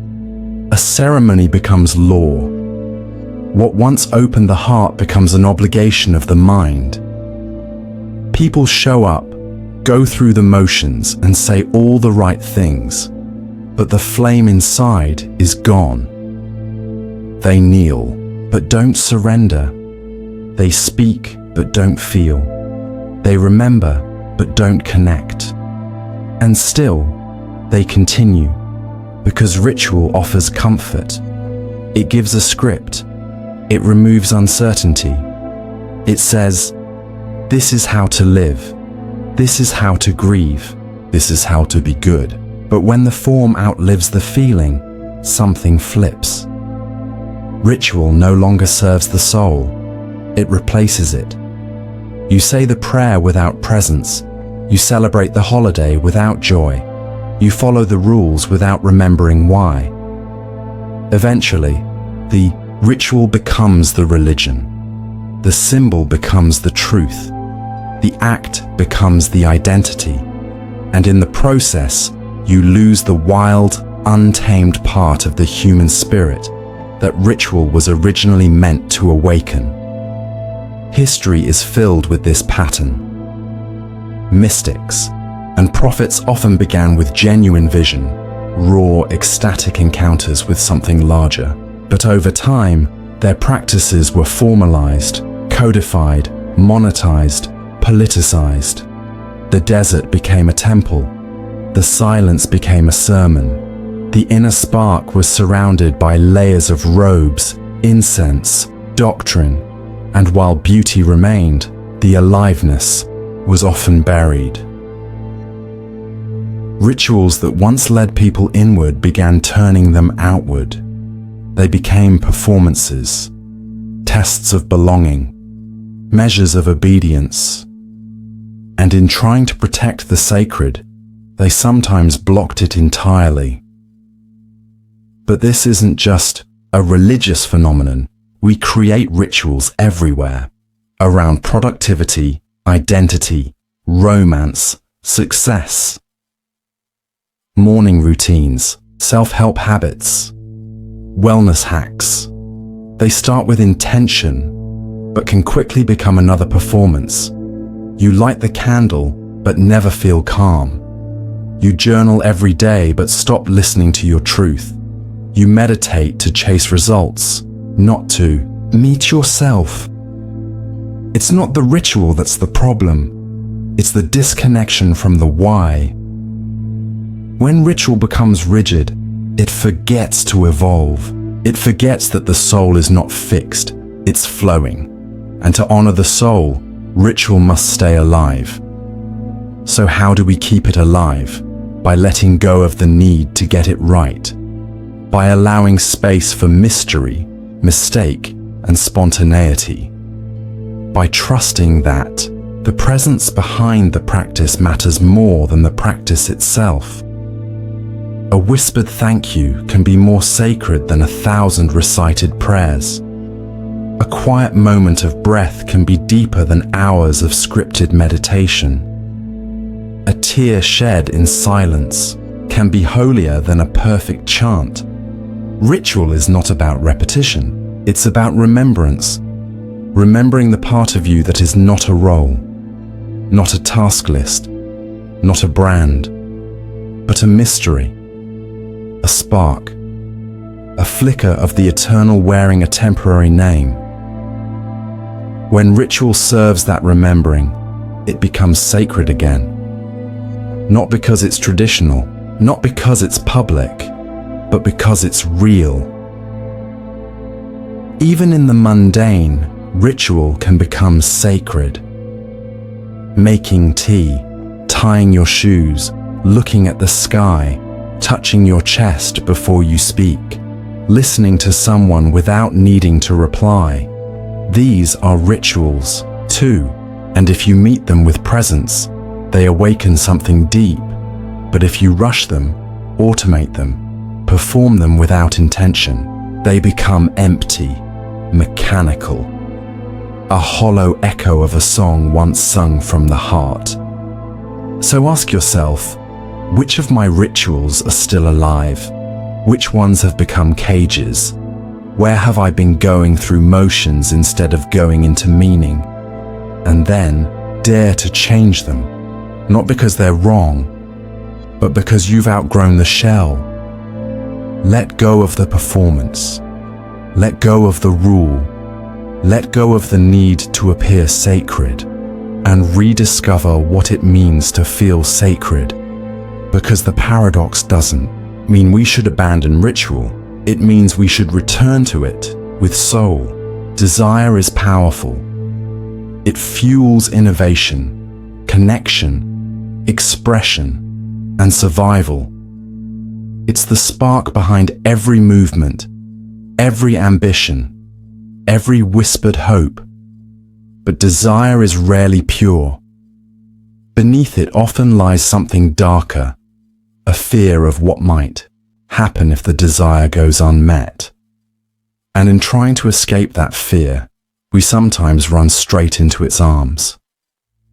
This is the paradox of the desire that created what it feared, a longing so intense that its pursuit ends up making real the very thing it was running from. Imagine someone who desires love more than anything, not just companionship, but affirmation, proof that they are worthy.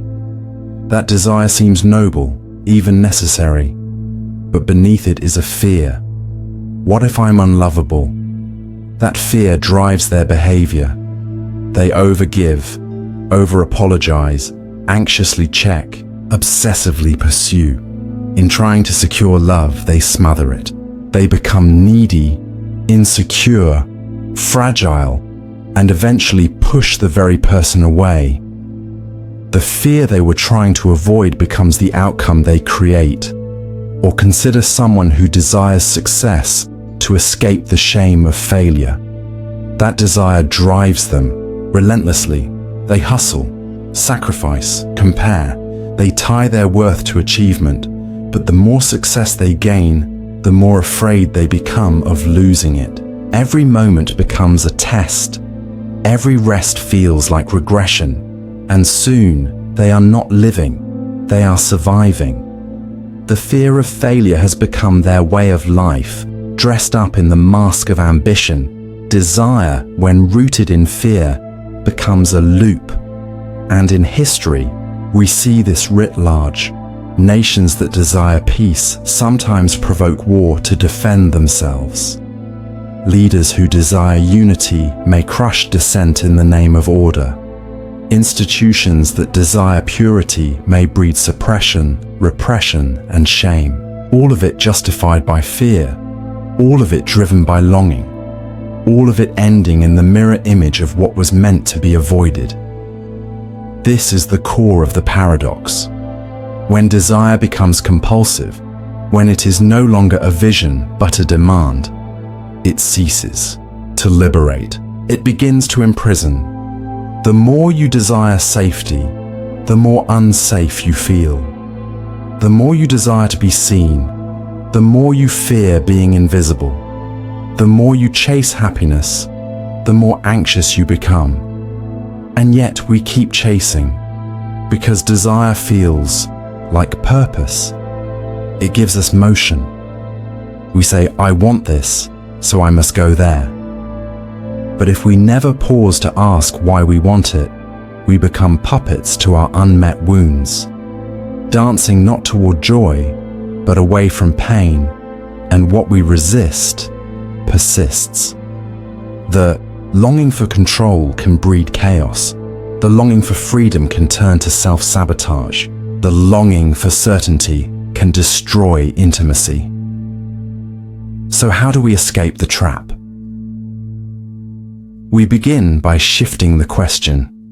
Instead of asking, what do I want? Ask, what fear is hiding inside this want? Is your desire for approval masking a fear of rejection? Is your desire for success hiding a fear of being ordinary? Is your desire for perfection avoiding the fear of being flawed? When you trace desire to its root, you begin to see its shape, and only then can you choose. Do I act from the fear or from presence? Presence changes everything. When you become present with your desire, without clinging, without panic, it softens. It stops chasing. It stops controlling. It becomes a signal, not a command. You begin to want with awareness, not compulsion. You can say, I desire love, but I no longer fear being alone. I desire purpose, but I no longer fear stillness. I desire truth, but I no longer fear what it might undo. And in that space, your desire becomes clean. It flows, it attracts, it expresses, but it doesn't grip. Because the moment you stop trying to outrun fear through desire, you meet a deeper kind of peace. The peace that says, I can want something without needing it to be okay. I can act without being owned by the outcome. I can move without being moved by panic. This is freedom. Not freedom from wanting, but freedom from being defined by what you want. And from that freedom, a strange thing happens. You often receive what you once chased without force, because now you're no longer vibrating with fear. You're aligned with wholeness. Desire no longer creates what it fears. It becomes what it always hoped to be, not an escape route, but a doorway home. Fear is supposed to keep us safe. It's the ancient alarm system wired into the brain, a signal to freeze, flee, or fight. It warns us of danger. It sharpens our senses. It's the voice that says, don't go there, stay small, be careful. But what happens when that voice becomes too familiar?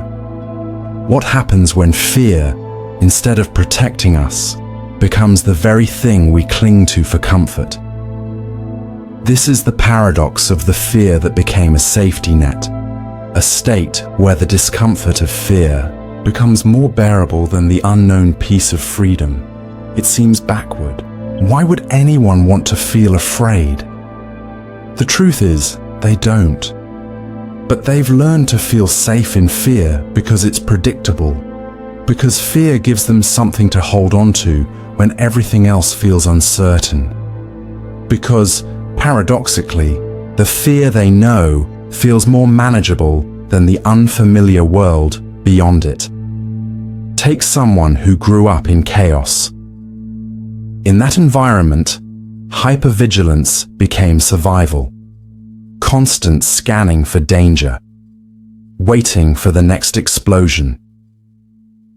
Over time, the body-adapted tension felt normal. Calm felt suspicious. So now, as an adult, when peace shows up, they don't trust it. Their nervous system panics, not from fear, but from the absence of fear. They say, something feels off, when really nothing's wrong. They've just never known right. This is how fear becomes the safety net. It offers familiarity. It offers focus. It becomes a framework for how to live, how to relate, how to avoid risk. People begin to build entire identities around it. They say, I'm just anxious by nature. I'm always waiting for the other shoe to drop. If I prepare for the worst, I won't be surprised. But beneath these statements is often a deeper truth. I don't know who I am without fear. Fear gives you something to do, something to control. You can plan, overthink, avoid, anticipate. It becomes a full-time job, one that keeps you busy enough not to confront the question, what would life be like if I truly felt safe? That question is terrifying. Not because safety is bad, but because it's unknown. This is why people sabotage peace. They leave good relationships. They procrastinate success. They manufacture drama. not because they want chaos, but because they don't know how to exist without it. Fear is familiar, peace is foreign, and in the human psyche, familiarity often feels safer than joy. History echoes this paradox. Whole societies have built themselves on fear. Fear of outsiders, fear of collapse, fear of the other, and these fears become institutionalized, ritualized, normalized. Over time, they become identity. Entire generations raised to believe that vigilance is virtue, that fear equals morality, that safety comes not from healing, but from control, and so, fear embeds itself, not just in individuals, but in systems, and the safety net grows. But there's a cost, because fear, left unexamined, doesn't just keep you safe, it keeps you small. It stops you from speaking truth, from taking creative risks, from loving without conditions, from trusting your own intuition, from resting. You begin to believe that every open door hides a threat, that every good moment must be earned through struggle, that if you're not worrying, you're being irresponsible. This is how fear becomes not a reaction, but a lifestyle. So how do you unhook from it? You don't kill fear. You don't shame it. You meet it. You sit beside it and say, I see why you came. I know what you were trying to protect. And then you ask it, but do I still need you the same way? This is not an intellectual process. It's somatic, emotional, layered. You notice when your body braces unnecessarily. You notice when you anticipate rejection before it happens. You notice when you can't enjoy stillness without guilt. And instead of pushing through, you pause, you feel, you breathe. Because beneath that fear is often grief. Grief for the years spent surviving, for the innocence lost, for the self you weren't allowed to be. And to release fear, you must honor that grief. You must mourn the identity built around vigilance. Only then can you begin to build a new one. One based not on fear, but on presence. An identity where safety isn't the absence of danger, but the presence of self-trust.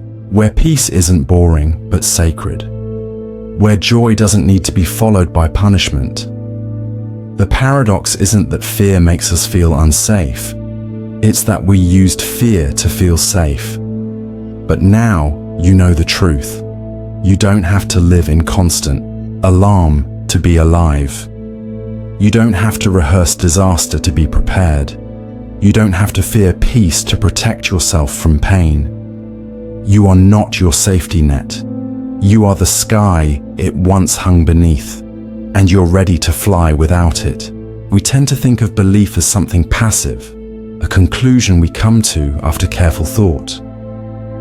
We believe in things because they are true, right? But what if belief doesn't follow truth at all? What if it creates it? This is the paradox of the belief that rewrote reality, a conviction so powerful that the world itself bends to fit its shape. You've likely seen this in small ways.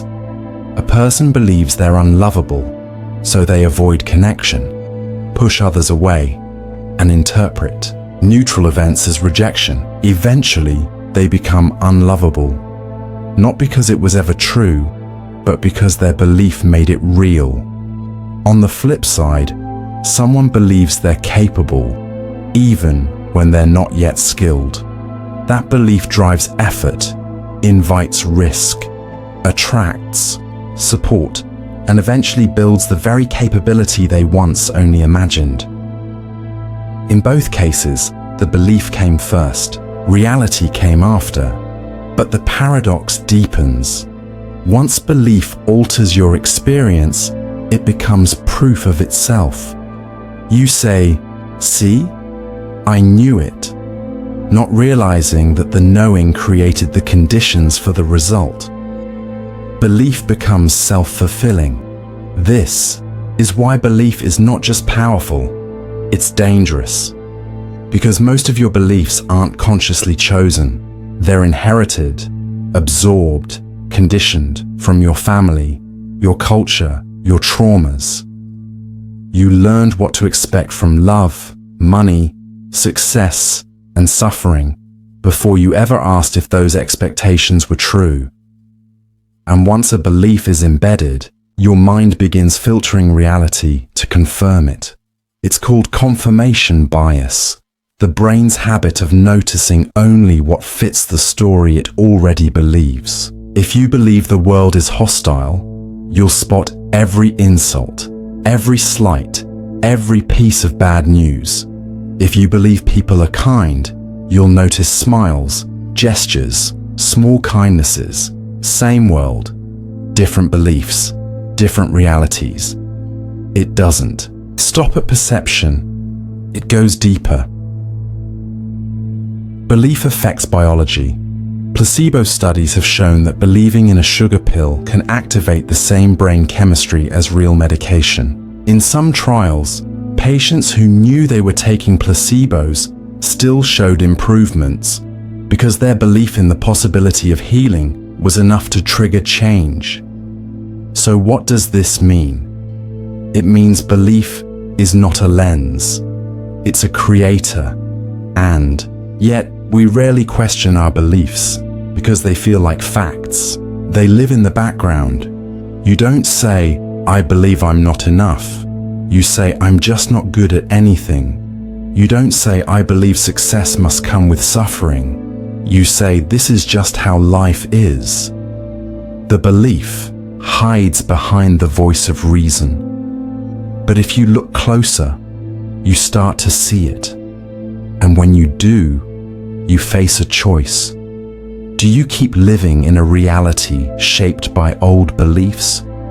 Or do you dare to imagine something new? This is not easy. Because beliefs feel safe, even when they hurt. They give structure, predictability, a script. And to rewrite them means stepping into uncertainty, into openness, into chaos.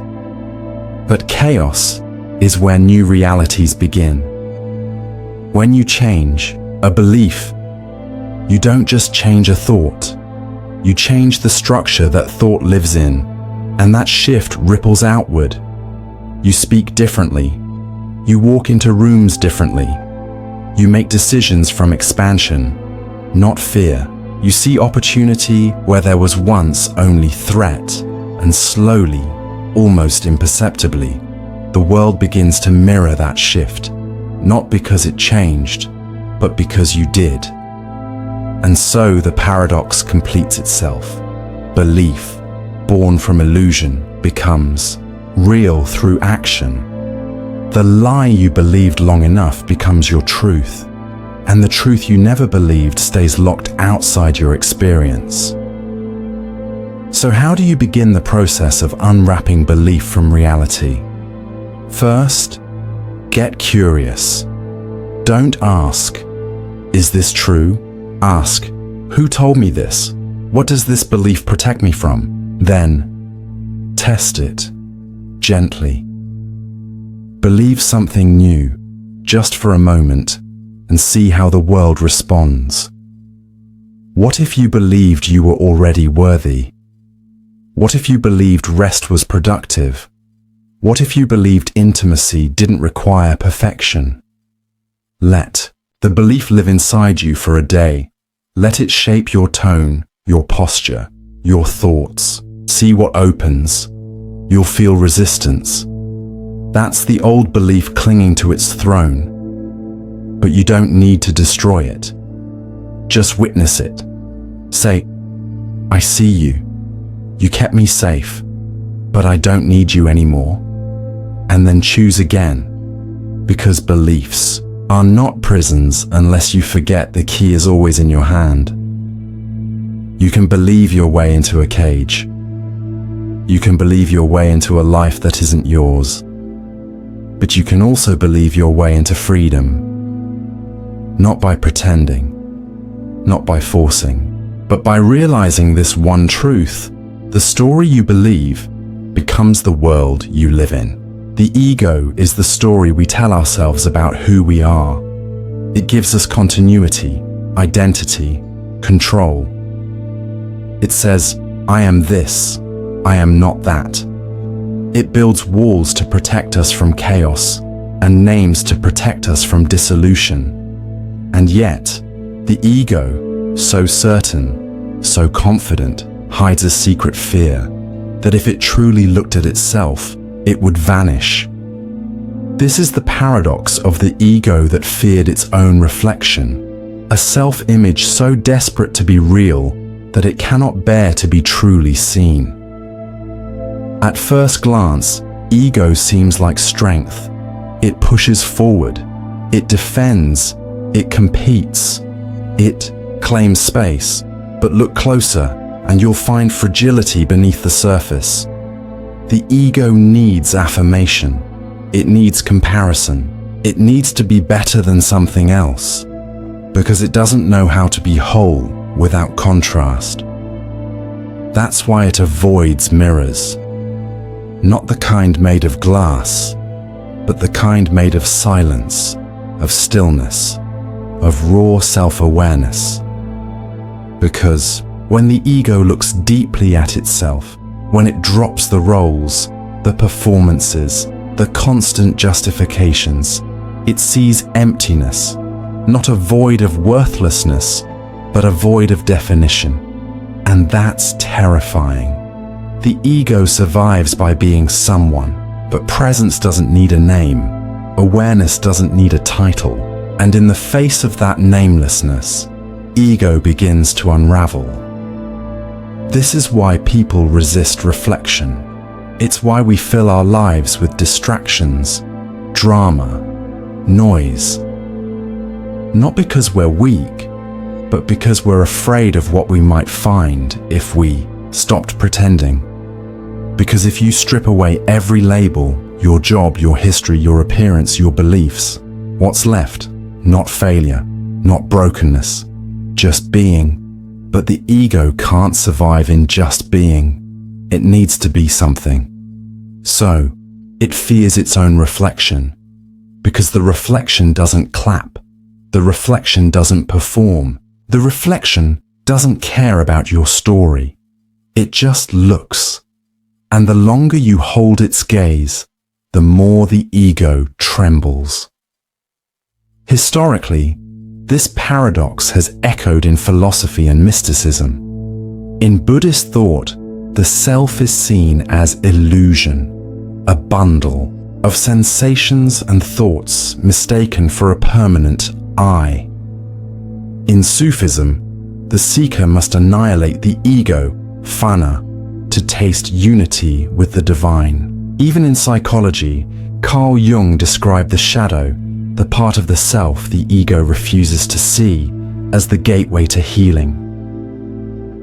So why don't we face it?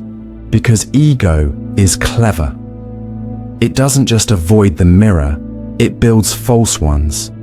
It surrounds itself with praise, titles, projections, comparisons. It creates versions of itself for different audiences. It confuses performance with authenticity. And if anyone challenges its image, it defends, attacks, or collapses. You say, I'm a good person. But someone sees your anger, and you feel ashamed. You say, I'm strong. But you cry one night alone, and feel like a fraud. You say, I know who I am, but a single relationship ends, and you're lost. Why? Because the ego's image is always at risk. It's built on sand, not stone, and that fragility becomes a prison. You start living not as yourself, but as your brand. Not from truth, but from habit. Not to grow, but to maintain the image you worked so hard to craft.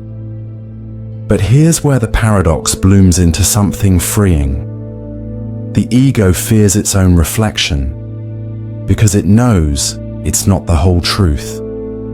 You are not your image. You are not your story. You are not the voice in your head saying, "I must be this." You are the one who sees the image. You are the one who hears the voice. You are the mirror, not the mask. And once you realize that, something beautiful happens. You stop needing to be impressive. You stop fearing being misunderstood. You stop managing perception like it's life or death. Because you no longer live through the ego, you live through presence. This doesn't mean ego disappears. It's still there, but now it's seen. It becomes a tool, not your identity, a helper, not your master. You can use it to function in the world, to express, to create, to engage, but you're no longer trapped in its reflection. So how do you begin? You watch, gently. You notice when the ego flares up, defending, performing, comparing. You ask, what am I afraid to see right now? And then you stay. You look at the reflection anyway. You let the ego tremble. You let the image crack. And beneath it, you find something still, something real. Not a better version of yourself, but the self that was never a version to begin with. The ego that feared its own reflection was only trying to protect you. But you don't need protection anymore. You need presence. And in presence, there is no fear. Only the quiet joy of being seen, even if just by yourself. Memory is the thread that stitches the story of our lives together. It gives shape to identity, meaning to experience, and continuity to time. We believe it to be the anchor of truth, the thing that tells us what happened, how we felt, and who we are because of it. But what if memory isn't loyal to truth at all? What if it lies, not to deceive you, but to protect you? This is the paradox of the memory that protected by lying. A mind that bends the past, not out of malice, but as an act of quiet survival. We think of memories as files, neatly stored and retrieved. But memory is more like clay, soft, responsive, always being reshaped by the hands that touch it. Every time you recall an event, you're not pulling up a fixed image. You're reconstructing it. And that reconstruction is influenced by who you are now, not who you were then. That means every memory is part fact and part fiction. And sometimes, the fiction saves you. Imagine a childhood trauma, an event too big for your young nervous system to handle. Your mind, in its brilliance, doesn't store the event as it happened. It edits, it distorts, it wraps pain in layers of forgetting, deflection, or false interpretation. Maybe you blame yourself. Maybe you minimize it. Maybe you remember it as something funny, even though it wasn't. Why?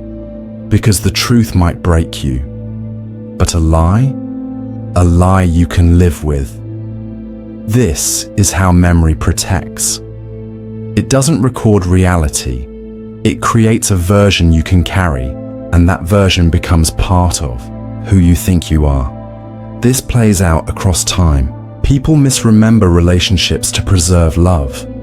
They remember betrayals with just enough blur to keep functioning. Cultures remember history in ways that maintain pride or power.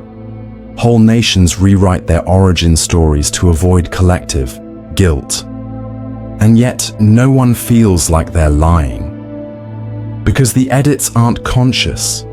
They're protective, adaptive, a psychological immune system at work. But the paradox is this: The lie that protects also limits. The same memory that helped you survive may now keep you stuck. You believe you were weak, so you don't take risks. You believe someone never loved you, so you can't trust. You believe you were to blame, so you keep punishing yourself. And often, you don't question these beliefs because they're memories, and memories feel sacred, solid, personal. But feeling real is not the same as being real. Science confirms this. Studies show how memories can be implanted, altered, or even completely fabricated, especially under pressure or suggestion. Eyewitness testimony, once considered gold in court, is now known to be deeply unreliable. We remember what we expect to see, what we're told we saw, what fits our current self-narrative, and yet we build our lives on these shaky foundations. So, how do we live with memory that lies? We start by understanding that accuracy is not the point. Memory is not a courtroom. It's a mirror, and sometimes a painting. Instead of asking, "Did this happen exactly as I remember?" ask, "What is this memory trying to tell me about how I coped? What did this version of the story help me feel or avoid feeling?" When you view memory as language, not as a photograph, you begin to unlock its wisdom. Even the lies have truth. The lie that you were unwanted might reveal the pain of disconnection. The lie that you were strong might show your need for dignity. The lie that you were fine might reflect your fear of breaking. Memory isn't betraying you. It's trying to keep you whole. But there comes a time when the old version of the story no longer fits. When the protective lie begins to choke growth, that's when the deeper work begins. You sit with the memory, not to prove or disprove it, but to feel beneath it. You ask what part of you needed that version. You grieve the moments that were too painful to hold. You thank your mind for protecting you, and then you give yourself permission to see again, to reinterpret, to remember differently, to reclaim what was hidden behind the distortion. This is not revisionism. This is healing. Because memory doesn't have to be exact to be meaningful. It just has to be honest about its function. And its function was never to trap you in the past. It was to carry you through it. So now, as you meet old memories, through dreams, therapy, sudden flashbacks, or passing thoughts, approach them with curiosity, not certainty. Ask, is this memory still helping me? And if it's not, release it. Not because it was false, but because you've outgrown the version of you that needed it. Because the deepest truth is this: you are not your memories. You are the one remembering, and you are still free to see it all anew. Who are you? You might answer with a name, a role, a memory, a nationality, a belief system. You might say, I'm a teacher, or I'm a survivor, or I'm someone who always keeps going. Identity helps you orient yourself. It gives life structure and narrative.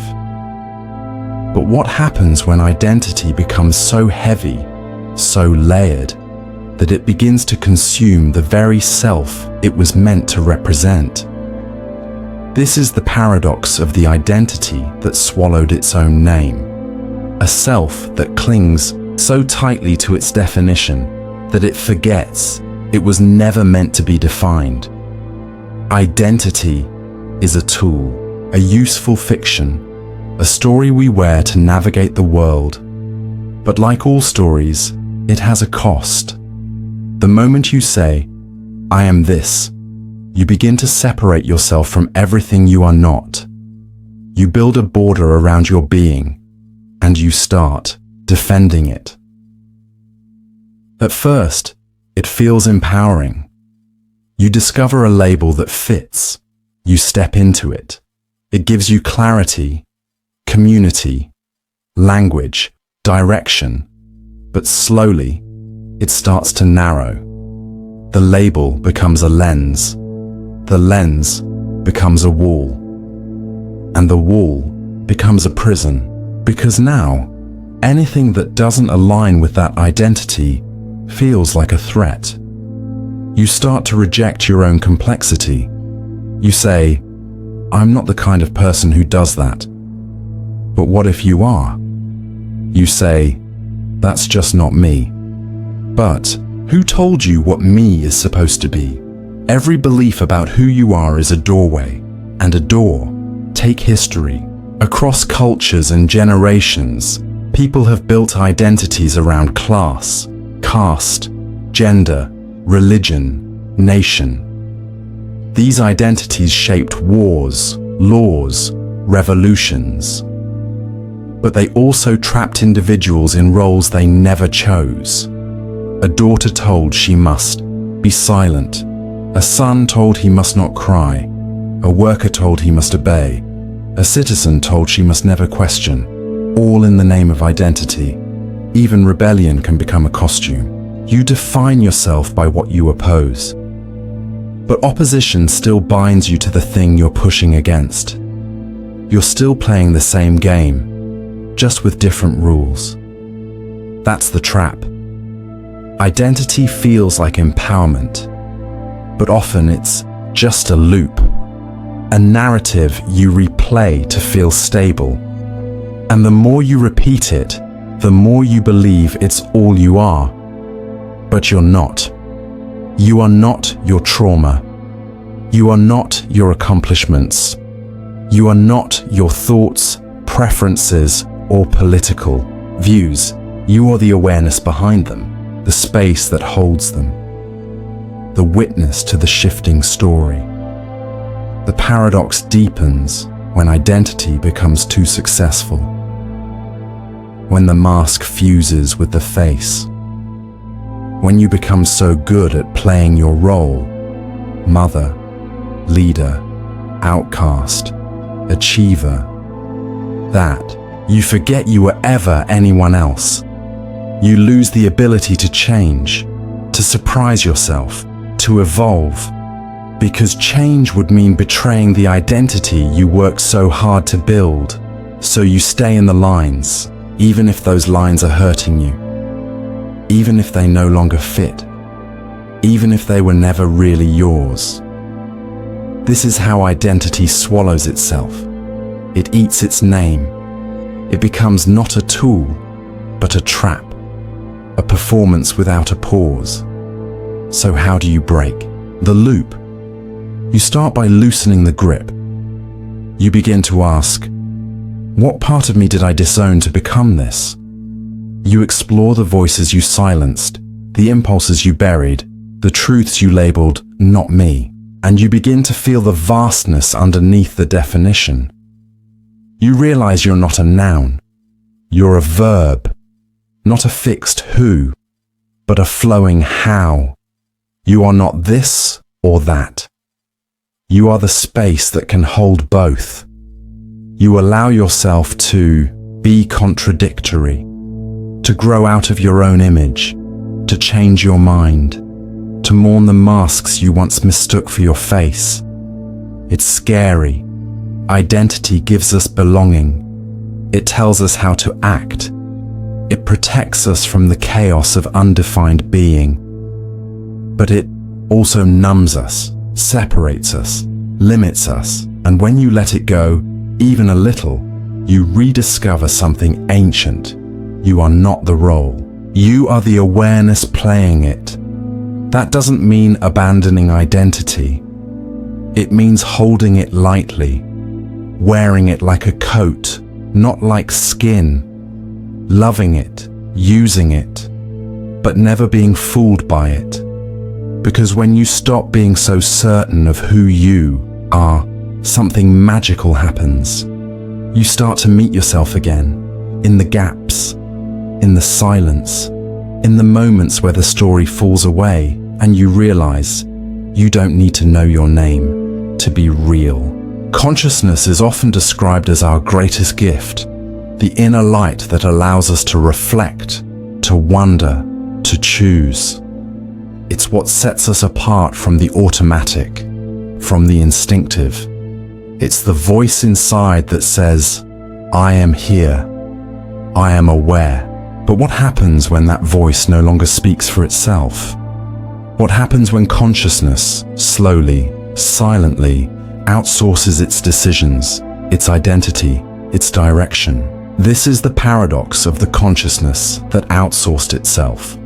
A mind that handed over its awareness to systems designed to think for it, until it forgot how to think for itself.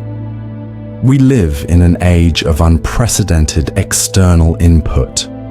Algorithms tell us what to watch. Maps tell us where to go. Notifications tell us when to look.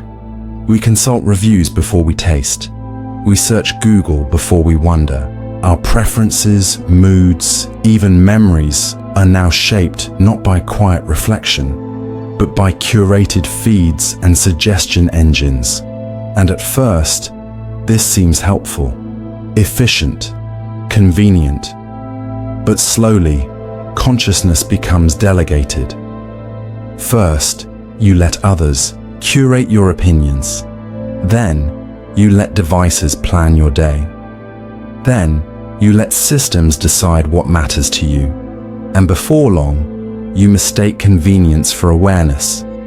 You're awake, but not present, alert, but not conscious. Your attention has become a transaction. The mind, which evolved to scan, reflect, and imagine, is now constantly occupied. Not by the world itself, but by simulations of it, by content, by consensus, by distraction, and the haunting part is, you may not even notice it's happening. Because outsourcing doesn't feel like loss. It feels like ease. You feel informed, but you're just being fed. You feel connected, but you're just reacting. You feel updated, but you're falling out of sync with your inner world. This outsourcing shows up everywhere.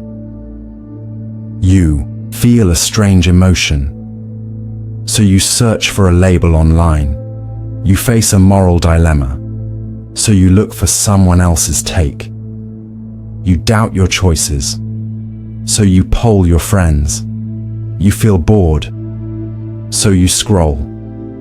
In each case, your consciousness had the chance to sit, to feel, to ask, but instead it reached outward, handing the responsibility of reflection to the nearest external authority. This isn't laziness, it's design. The world is increasingly optimized to replace your inner compass with external maps, to make thinking feel unnecessary, to replace insight with information, to convince you that more content equals more clarity. But the opposite is true. The more you consume, the less you digest. The more you absorb, the less you reflect.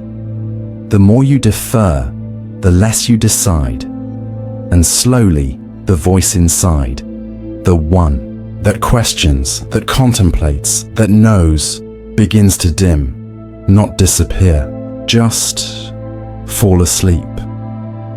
And consciousness, once your guide, becomes a spectator. You live your days in reaction rather than in intention. But here's where the paradox deepens. Even as you outsource your attention, your deeper awareness notices. It senses the fog, the hollowness, the strange ache that no amount of stimulation can cure. That's the signal. That's your consciousness trying to come home. It's the moment you pause mid-scroll and realize you've been gone. It's the silence that feels unfamiliar. It's the discomfort of having to sit with your own thoughts and realizing you barely recognize them.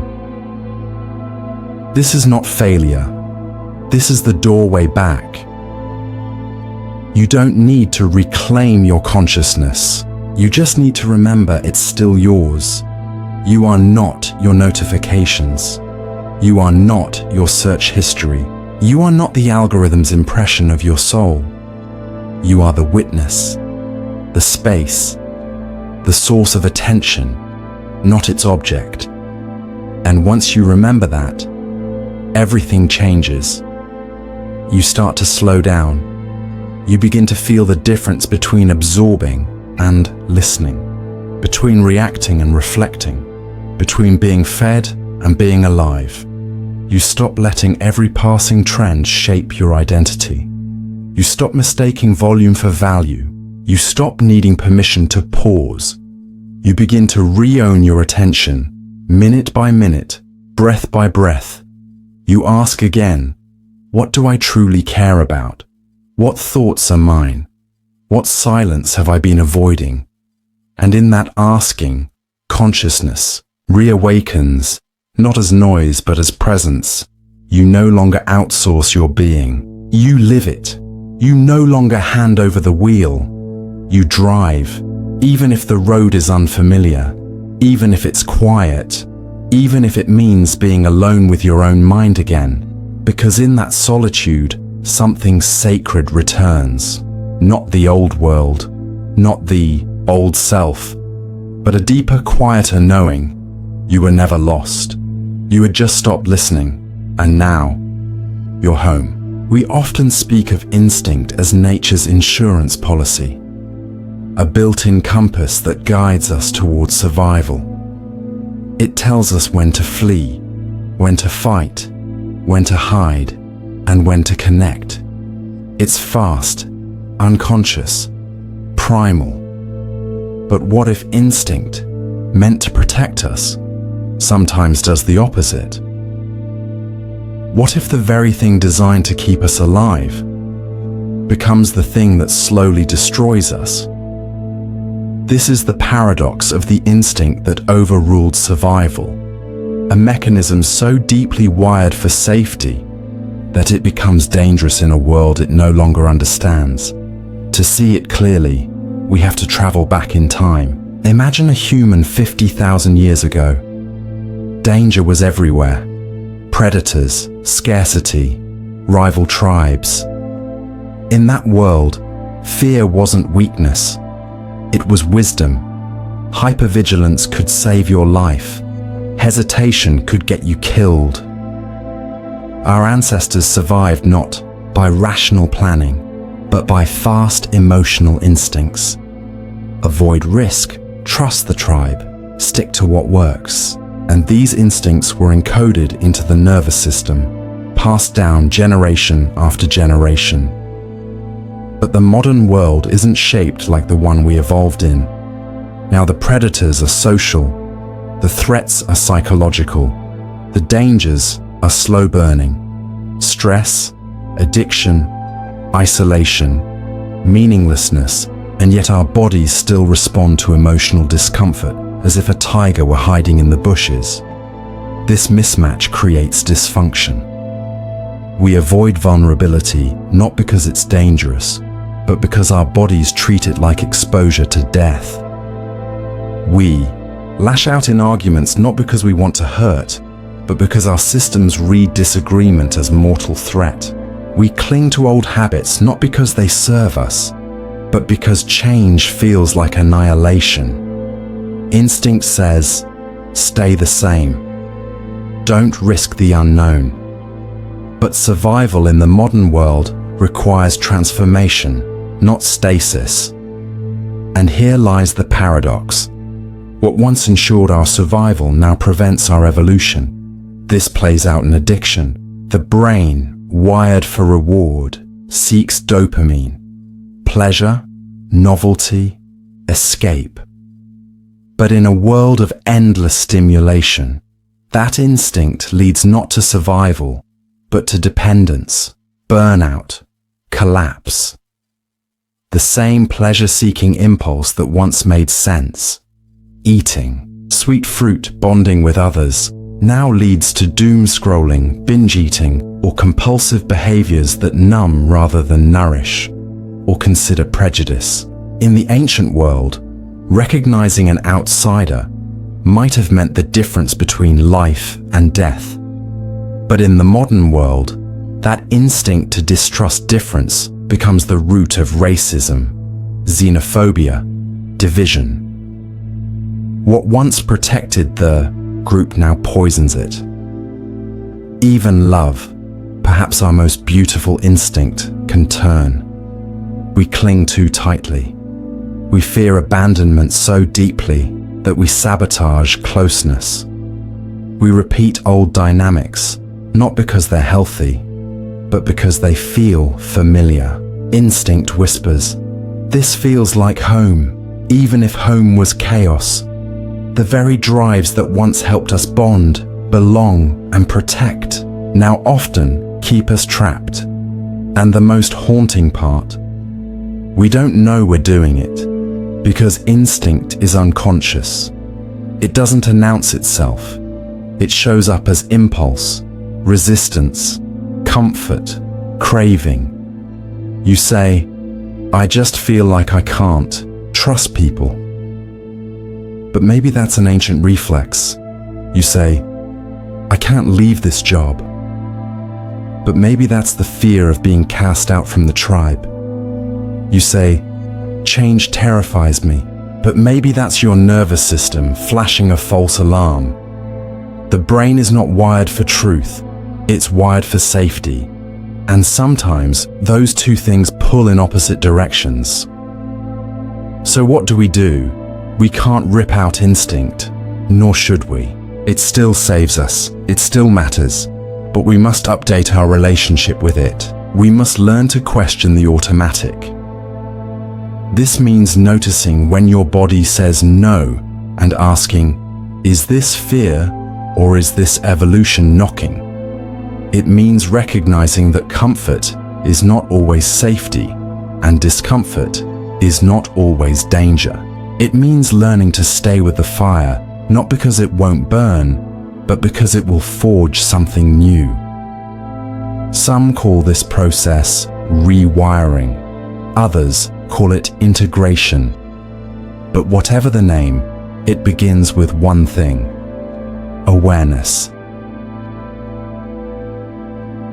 You pause. You feel the fear.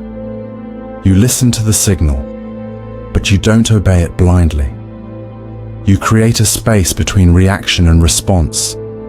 And in that space, you begin to lead yourself. Not from ancient programming, but from present wisdom.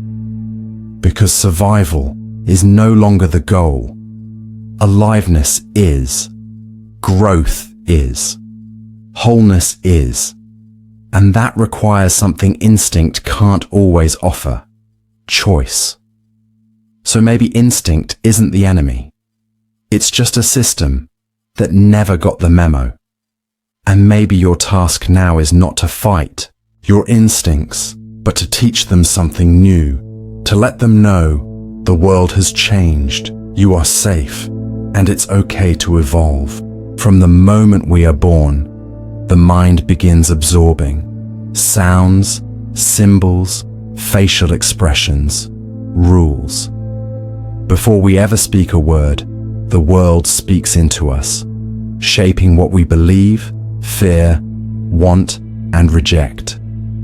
This shaping process is called conditioning. But the paradox is this: the more conditioned the mind becomes, the more it believes it is free.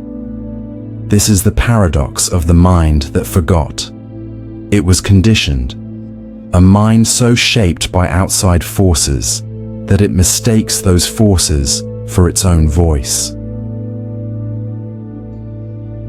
We like to imagine our thoughts are our own, that our opinions, desires, and choices are the result of independent thinking. But from childhood onward, we're trained by repetition and reward. Sit still. Be polite. Think this way. Don't feel that. We internalize authority, morality, language, and even love, not as external scripts, but as identity. Eventually, we forget we were ever trained at all. This is how culture survives, through invisibility. The best conditioning doesn't announce itself. It whispers in familiar tones. It hides behind tradition. It disguises itself as common sense. The mind hears these whispers and thinks, "That's me," but it's not. It's what was installed. Think about the most basic aspects of your thinking. What do you define as success? What do you consider beautiful? What makes a person good? These aren't universal truths. They're inherited frameworks, shaped by parents, media, religion, school, language, and nation. And yet you walk through life treating them as natural. This is the trap. You forget that you were taught to forget. In history, this paradox has played out in disturbing ways. Societies have normalized behaviors that now seem unthinkable: slavery, genocide, public executions, because they conditioned generations to believe such acts were reasonable, even moral, and people complied. Not because they were evil, but because their minds were trained to see cruelty as order. That's the danger of a mind unaware of its conditioning. It doesn't question the structure. It defends it. It rationalizes injustice. It calls silence wisdom. It calls submission peace. But this paradox isn't just about history books. It's alive in you. You might believe you're unworthy of love unless you're successful. That failure is shameful. That rest is laziness. That anger is bad. But who told you that? And more importantly, why do you still believe it? Most of our internal suffering is not caused by reality, but by inherited mental programs. And these programs don't need to be forced. Once installed, they run automatically, like a song stuck in your head you never chose to hear. This is why people repeat the same emotional patterns for years. Why someone raised in fear continues to expect abandonment. Why someone taught to suppress emotion struggles to feel anything at all. The conditioning persists, not because it's true, but because it's unexamined. And here lies the power of this paradox. If the mind forgets it was conditioned, it can also remember. The act of questioning, of looking at a belief and asking, where did this come from, is a revolutionary act. It doesn't require trauma, therapy, or years of study. It only requires awareness. One question, one pause, one willingness to ask, is this really me? But be warned, waking up from conditioning doesn't feel like enlightenment.